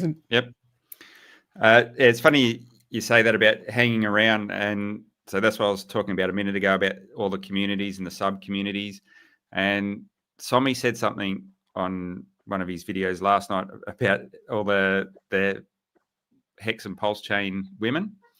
And it's actually true. Like if you look across all the other communities, they don't have representation like we do on that side of the community. And so there's got to be something there it's not just all degenerate young dudes. Like it's brought it's brought the other gender across as well. So there's something there that obviously resonates with everyone. So it's been, when he said that, I thought, yeah, he's actually true. Like if you delve into other communities, they just don't have that sort of representation. So it's sticky enough, and that builds that community. And I think there's that, I don't know, women seem to like that security side of things. So maybe there's that, the whole staking thing and the saving for the future and all that. Maybe there's an appeal there. I don't know. It's true. It's true. I'm not saying like there's other crypto ladies in the general mainstream crypto, but the amount of, you know, lady centric stuff that we get going on in HEX. I mean, they do golf tournaments, they have streams, they have regular outings that are like there's definitely like I'm nothing that's regularly impressed by that, because it is definitely a finance in general, you know, is overwhelmingly a male dominated situation, you know, so. Finding anyway, and like that's something that like, I mean, you know, my wife has said from the beginning of all this, she's like, man, is like, how do you get more ladies involved in crypto? She's like, something we were talking about 2017, and I'm like, I have no idea. Like I'm not sure, but you know, so like this has definitely done quite a great job. I was looking forward to Whitney. I thought she was going to be on the panel with us. So she's supposed to be here. but she's fantastic for that stuff. I mean, I'll speak, into some of her good graces. That some ladies out there really need, and do very well with having a community of people of the like-minded investors as well. So like she's doing a great job at rallying that and creating that community herself. So.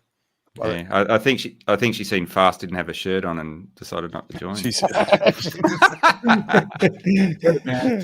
Fast. I mean, you're chasing all the girls away. Happens.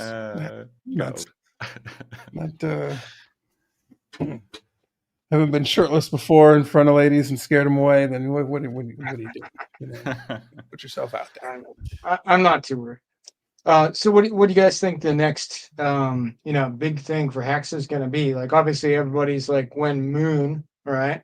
But like, when future development, when game changer.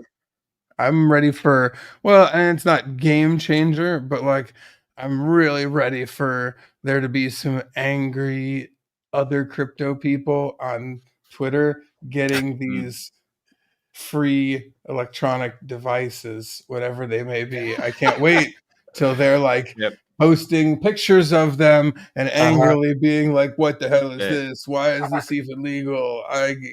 Stop this people from doing this. Richard. So awesome. I can't wait for that. That was one of the more fun parts about the last bull run, as like of the culmination of marketing coming together for people, for all that. That was great. So like I think that we're going to get to see quite a bit of that again, and I'm looking forward to what that looks like. There's going to be anger out there, man. That's going to be funny. Oh yeah, that's something that that's something that again I didn't like. I learned so much about marketing just from being a part of this community, because like I've said it before, like I have a math degree, I've got project managed stuff. Like I got into this to talk about numbers and stuff, and like then I realized pretty early on I was like, oh, I'm marketing here. That's what we're really doing. It's very So I learned a lot about that, and like that I learned that like it's from Richard that like if you're turning people's eyes and making them angry, then like you're reaching people. If they're yelling at you, then like you're reaching people. You're not just reaching them, you're reaching everybody. You're just like, they just happen to be the loudest, but like they're a canary in the coal mine to let you know that like, hey, this is working, like you're getting out there, and so that's fun. It's fun. That's a fun part of it. Whoever's sending out the digital stuff, if we can make sure Matthew Crater gets one, that would be awesome. I'd love to see his reaction. He's got a special place of hate for HEX. So. Yeah. I hope all the haters out there get one. And I was going to say, I would love all the haters to get something. Talk about it as angrily as possible. Yes. I wonder if that's what the mailing list is RH collecting data for years on all the people who hate HEX. One by one. The problem is that it's supposed to be high net worth individuals getting these devices. So I don't know how many of his haters are high net worth, individuals.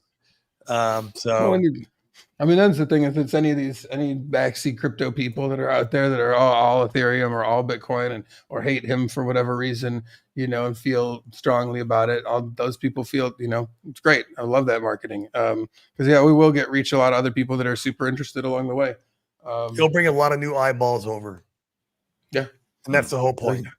Oh yeah. So that's people always FUD direct mail. It's so funny. And before I got into crypto, I was in real estate. That's what I did. We flipped houses. We did wholesaling.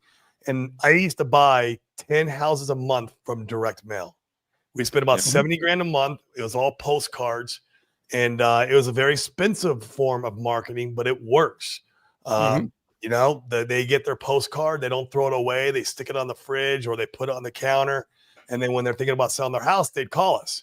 And this is no different, really. I mean, so it's, direct mail does work. And so it's just a very expensive form of marketing. That's all it is. But I know firsthand it works. It makes a ton of money. It does. Yep. So even if you go to the letterbox, grab out your mail and walk it straight to the bin, you've got to sort through it. You're going to look at it. You have to. You are going to look at it. You have to. Nobody's going to throw this thing in the bin. Like, it's going to be a package. This is just from the public Telegram room, what I understand. It's going to be like a sealed package. Probably going to say something cool on the front. and it's going to have some weight to it, right? It's going to be like, what is this? You're going to open it. That we feels know like it has money. batteries, Mm-hmm. right? Yeah, that'd be cool. But like, we know it has batteries, so you're going to open it. You open it up. Maybe there's a screen. Maybe there's a speaker. It's going to tell you something. It's going to do something. Like, you're not going to immediately throw that in the junk mail bin, you know? Like, it's gonna, you're gonna show your friends. Even if you hate it, you're gonna show your friends. Yeah. If it's a novel, if it's something novel, and people go, oh, "Look what I got in the mail," like they'll show it to their friends. Mm-hmm. The first time I've seen one of these.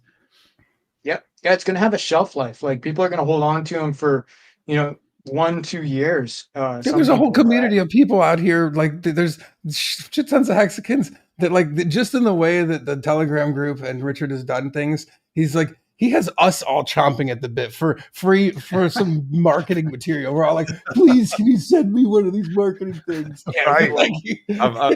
I've got to be honest. I haven't set my expectations high because everyone's going, "Oh, it's hardware wallet. It's all this." I'm going, "Yeah, I don't know. No, it's not going to be anything super crazy, but like, it'll be cool enough. And like, just because we don't know, we all want to know real bad too. So like, I mean, just that fact alone, there's a mark, there's going to be a strange market for for somebody to see one of these things, So I think it's one of those digital postcards. I don't know if you guys ever seen those.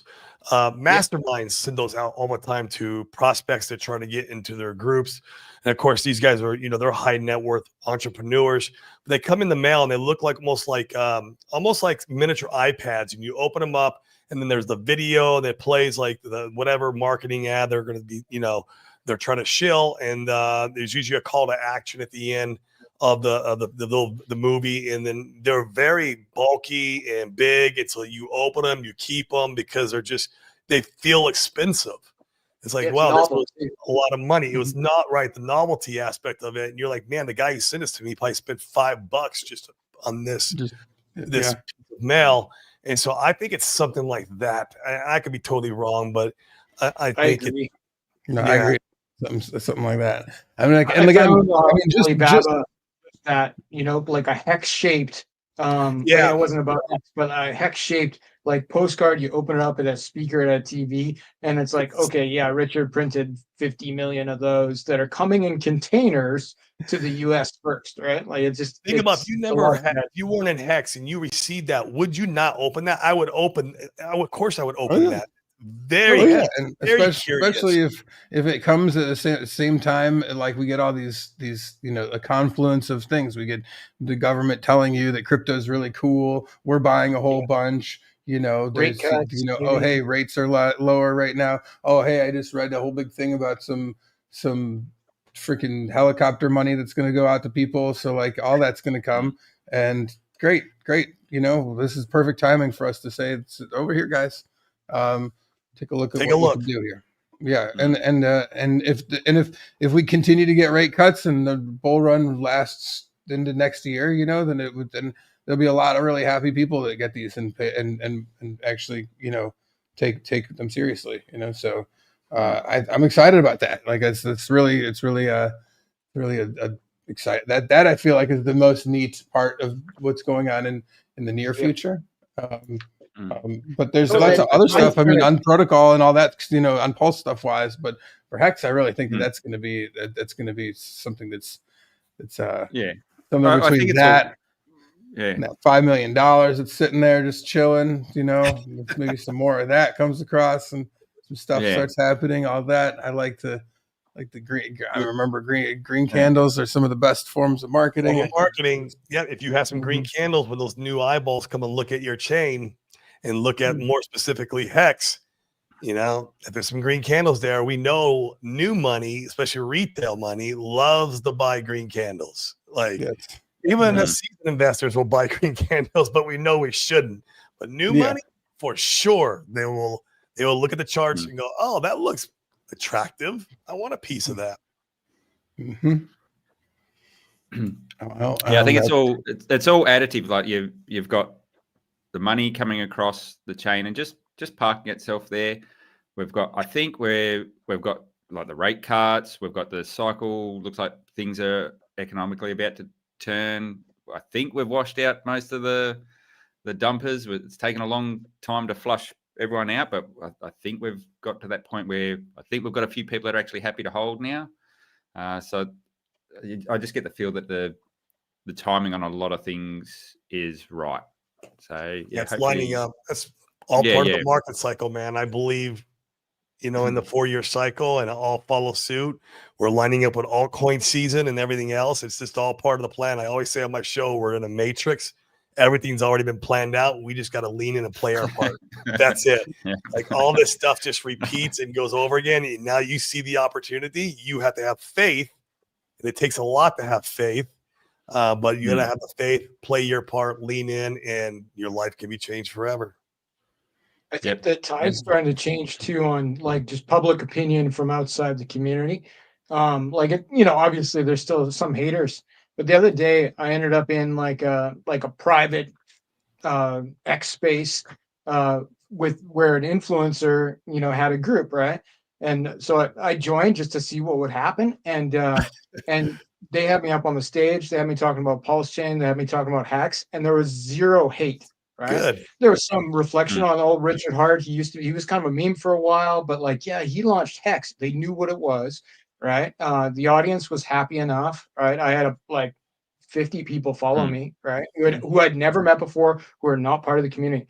So it's like we can start to reach out and get an effect outside of the echo chamber. Yeah. And they were very happy to hear about PulseChain, right? And promised to, have me back, right? And there was $0 that changed hands. It was just, they want the info and we have it. So, I think, as KOLs, as we're called now, we can start to infiltrate other communities on a high level. Yeah, I agree with that. I think that there's a lot of people that are, because I mean, there's more KOLs now than there was last market cycle by a insane multiple, and not everybody is, it's like some Gilded Age shit, not everybody is part of this old guard that has these feelings and hatreds for this. A lot of people are actually just looking for good opportunities, and the ones that all these old KOLs and the ones that have been here forever are shilling them. They already know that those people have fat bags and are in, and are in that it's not gonna, that's not actually the opportunity, so they're actually trying to figure it out. And we're like, hey guys, we're over here. We haven't pumped yet. We've got a lot going on that's great over here. I mean, and overall, it's still the most thrilling and entertaining and wild community of people in crypto to pay attention to too. It's its own, good and bad all around. I mean, it's the best of it, and it's also, that's what makes it, man. That's what makes it. Yeah, I think you hit the nail on the head. So the people that came out hard on the hate were actually Bitcoin maxis, and I think so. After chasing after Richard, and the reason why they've done that is one of their own went out and done his own thing. So went rogue. He went rogue, and they just flipped the lid. So you go look at all the major interviews. It was all Bitcoin maxis that came out. What is his Giacomo, Peter, who else? Tone Vase. I think that was true at the time, but now I think it's shifted to, some prominent KOLs have, turned on Richard or attacked Richard for engagement, right? And I mean, that's community jumps on you. You get 50,000 views, right? Yeah, we do. If they switch sides, like when green candles come, because they're fickle and they may or may not really be our friends. But if they switch sides to our team when the green candles come, they're going to get that engagement they want too, right? Just in a positive way. So, of course, there's going to be some people who remember, but that's fine. And I think we should all forgive and forget for the duration. For sure. I'm all about, I don't hold any grudges about any of that stuff with it.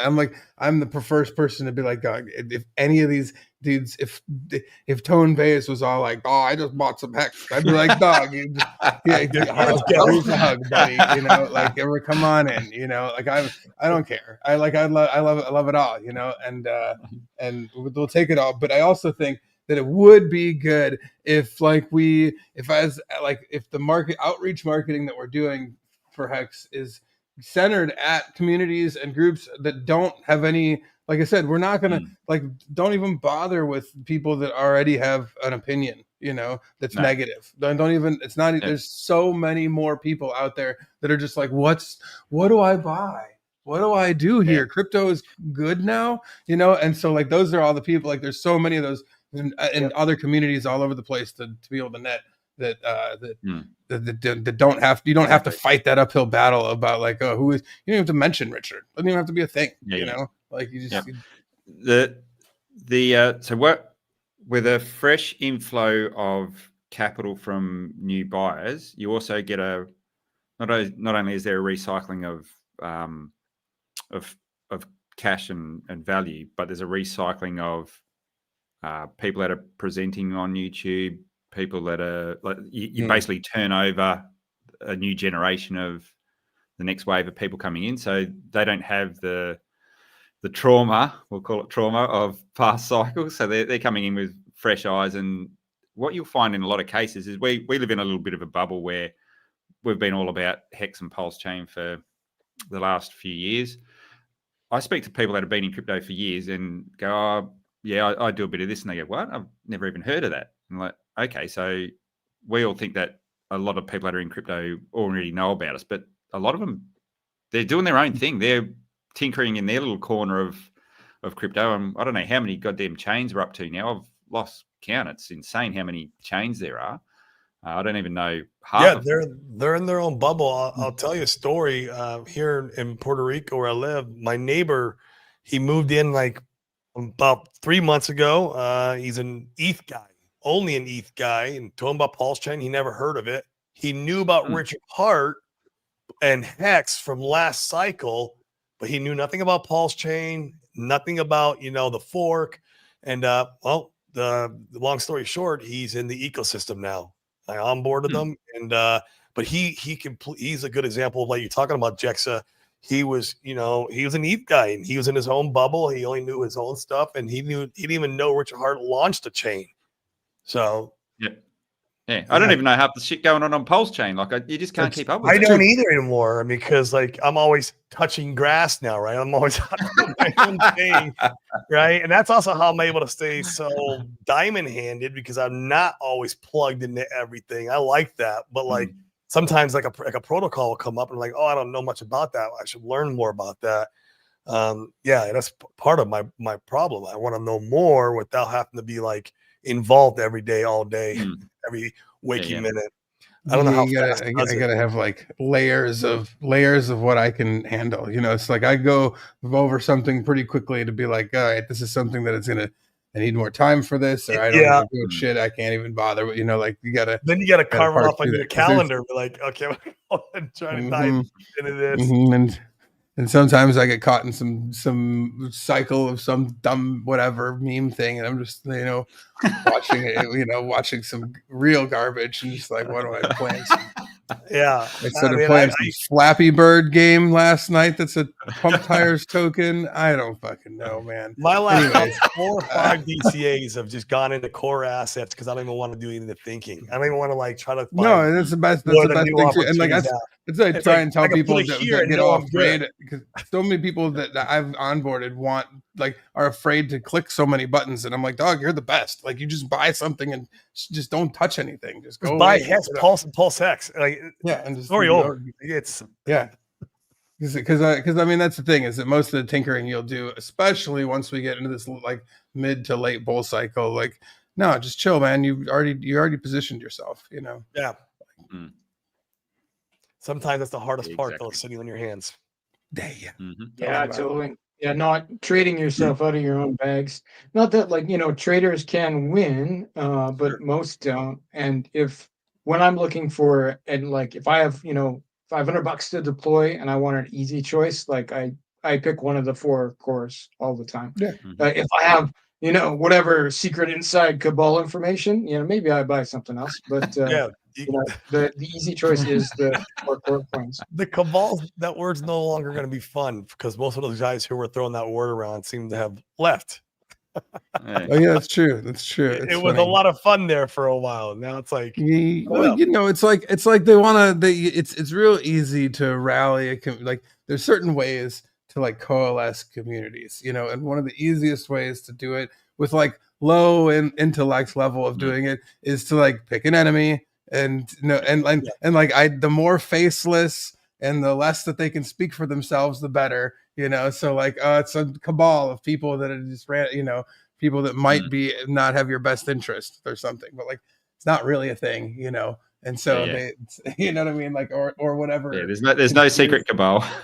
Yeah, and like if there There's was a bunch of them, but they're disappointingly not evil. Like I mean, like a bunch of different groups of people, and like there's not actually a bunch of evil shit going on, and not everyone is just like manipulating the chain to like like take all your money. It's not like that. You're just actually a bad trader. It's not it's not all of us, So that's all. That's whatever. It's fine. It's I think that's great that they to have community, but like when you grow it through that kind of stuff, it's like, well, it's eventually it's not going to last forever. It's not going to last forever. Yeah. Misery loves company, and that's what I always say. Is like these guys are miserable and they capitulate their bags. They want to convince you to do the same and be miserable with them, and that's how they grow that kind of community. And that kind of community, it will only attract more misery and more of like type people. And yeah, it's just no way to build long-term growth or community in my opinion. It's horrible. Yeah. What usually happens, and so happens in all societies, is you fracture off, you build a community, and then that community ends up with sub-communities that then basically. And we've seen that right now too. We're seeing that. Sub-communities, a sub-community. Sub-community. Yeah. It's wild. As soon as you get big enough, you're going to get dissent because you got different people in there. Yeah, it was really interesting to watch it play out. Yeah. If you could fork it and do it, and you have like any sort of belief that you can take a group of people with you, people will do it. It's just it's starting to be kind of a last man standing thing when you look at like, okay, who's still building on the Pulse chain, right? And it's like the number like there's more people building meme coins on the Pulse chain, but there's not that many serious builders. So I think when we see the next bear market come and go and the next bull market start, who's still standing here then is going to tell the tale. For real. That's true because I mean I do feel like I don't feel like I think you're right, there's not that many, but there has been several teams that have put out products, but it's really you're right, it's going to be a matter of which of these ones are useful enough to actually garner the volume that they need to like build the momentum to be a sustaining protocol. I think you've got to founders showing up for that timeline. Yeah, that's right. You got two subsets as well. You've got people that are building protocols and are actually on chain, and you've got a lot of people that are building services around that. So like the block explorers and coin tracking things, and so there's sort of a couple of different realms. But yeah, a lot of the building which is on chain, or a lot of the creation at the moment seems to be a lot of the meme coin sort of stuff. But I know, I know of a lot of things that are getting built that are going to add a lot of good value as well. Like or completely off chain, like we have what's called the DeFi Wealth Trust, is where people can sell crypto and go into real world assets and go back into crypto. Like we onboarded the entire the trustee, the lawyers, all of them. We onboarded them to PulseChain so they could understand DeFi. And so like that's a good example where it's not even. It didn't basically even touch the chain, but it's got a good use case if you want to defer your taxes. Yeah. You guys don't get enough credit for how much you onboarded. You must be, you and your partner are probably the biggest onboarders to PulseChain, period. We have right? 300 members in our real estate group community.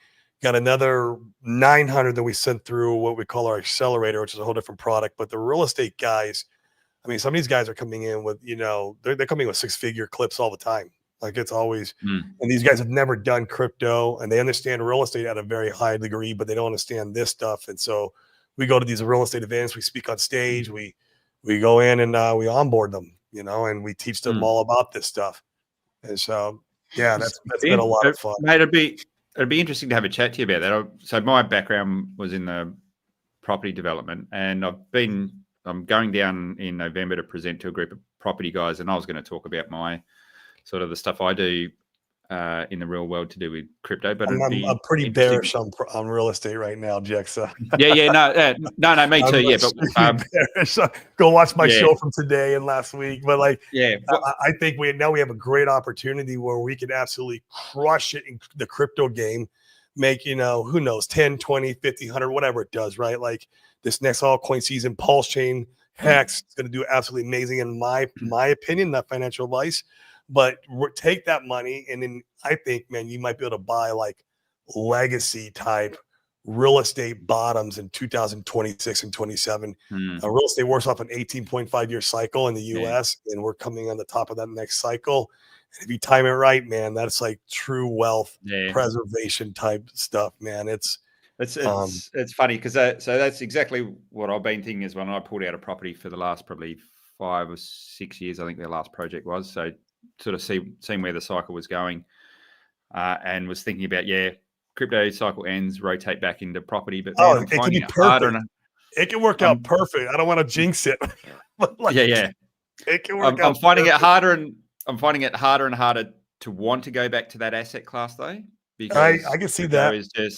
Crypto is just so easy, so less friction. You can go back in the form of liquidity. Like syndications, funds. Like syndications is like you can go in, be an investor, get your IRR, which is crypto terms is APY. You can make we make around anywhere from 15 to 25% IRR, and you could sell your syndications. You can sell out of some of this stuff, and then get shares in a company, right? And then you just take that money and go right back into crypto again and buy the bottom, whether it be Bitcoin, Ethereum, coming in, buying your favorite assets like HEX, PulseChain, because these are going to be multi-cycle assets, guys. I mean, that's what I'm planning on. So like coming in, buying those bottoms. Yeah, I'd love to hear what your pitch is to property guys. I've got to go sit in front of I got a lot of presentations that I can show you. We got pitch decks. We got all that. Yep. Moppa bottom jeans, boots with the fur. The whole club's looking at HEX. Hopefully, I heard buying bottoms. That made me think of that song. Shout out to whoever song by. Is that I give credit to Dylan. You guys know Dylan with the Fame team. No, I love Dylan. Say Flow Rider. Flow Rider, and he literally put a rap song out. This is like maybe maybe 6 months ago. He put a rap song out on all these different telegrams. I think he put it on Twitter. Right at the HEX bottom at 0.0035 or where HEX kind of bottomed at. And I was doing my monthly DCA at that time. And instead of breaking it up between all the cores and doing what I normally do, he made me, I was like, man, screw it. I'm going to FOMO the whole thing into HEX. And so I give him credit all the time. If he's watching, I give him credit for, getting me to FOMO the HEX bottom. And overall, that's a great timing because I'm pretty sure HEX is up quite a bit more than the other cores. I'm doing my HEX is my biggest bag now, and I'm happy with the bag. That's the thing is that if HEX works the way it did last time, is that like I had other coins, and then HEX just was became my biggest bag like a bunch of times, many times over, and I was like, okay, right. So it didn't start that way, right? Like it turned into that. But I also will say that like. I mean, that's why that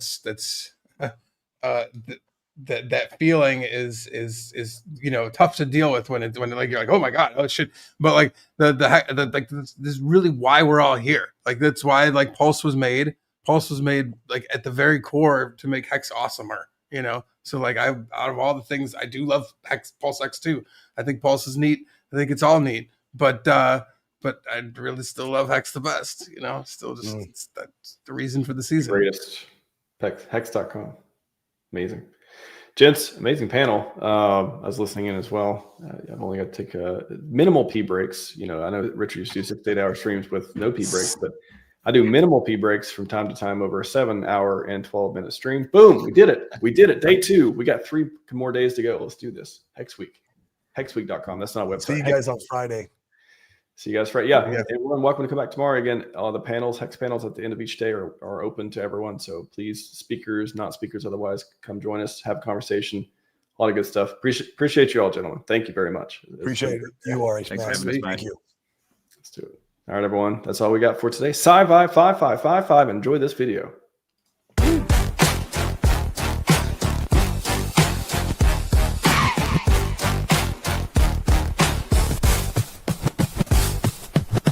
Years old, already reading fast. Gifted school couldn't hold him back. Special program, logic and code. Humble roots, but a genius mode. Dad fixed AC, delivered the news. Taught him to hustle, never to lose. Car stereo business, teenage dreams. Online platforms, building schemes. AC company, adult store too. Browser optimization, revenue flew. 60 million yearly, success so sweet. Semi-retired, but never complete. Reddit showed them Bitcoin's like blockchain future burning bright. Who is Richard Hart? He's taking control. Hex and PulseChain, that's how he rolls. I'm not fucking around, I'm here to take over. Crypto revolution, he's the composer. Who is Richard Hart? The king of the scene. Building tomorrow with blockchain dreams. I'm not fucking around, I'm here to take over. Digital freedom, he's the bulldozer. First blockchain CD, Hex was born. High returns while others were torn. PulseChain launch, eco-friendly way. PulseX exchange, a brand new day. 27 million for research and health. Longevity research benefited from his wealth. Inspiring millions to break their chains. Financial freedom, healthy gains.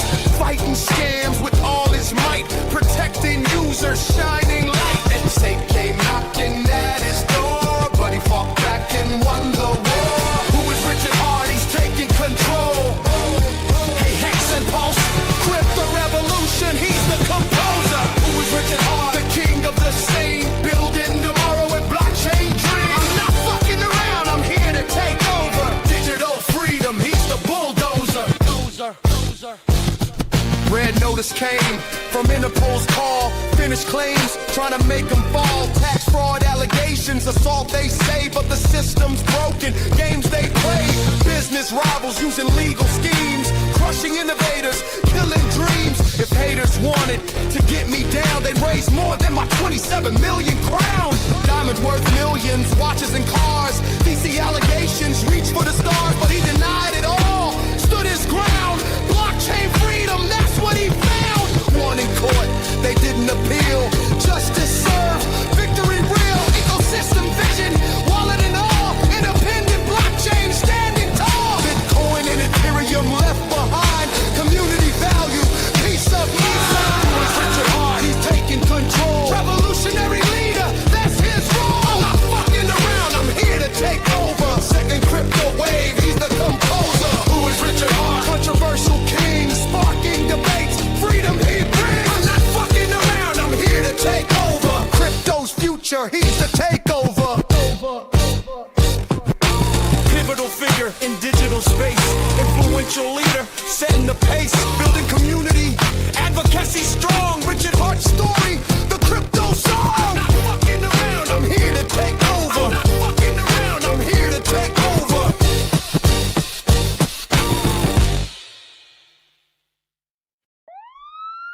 Don't look at me, I'm a ghost in the street with a red. HEX.com.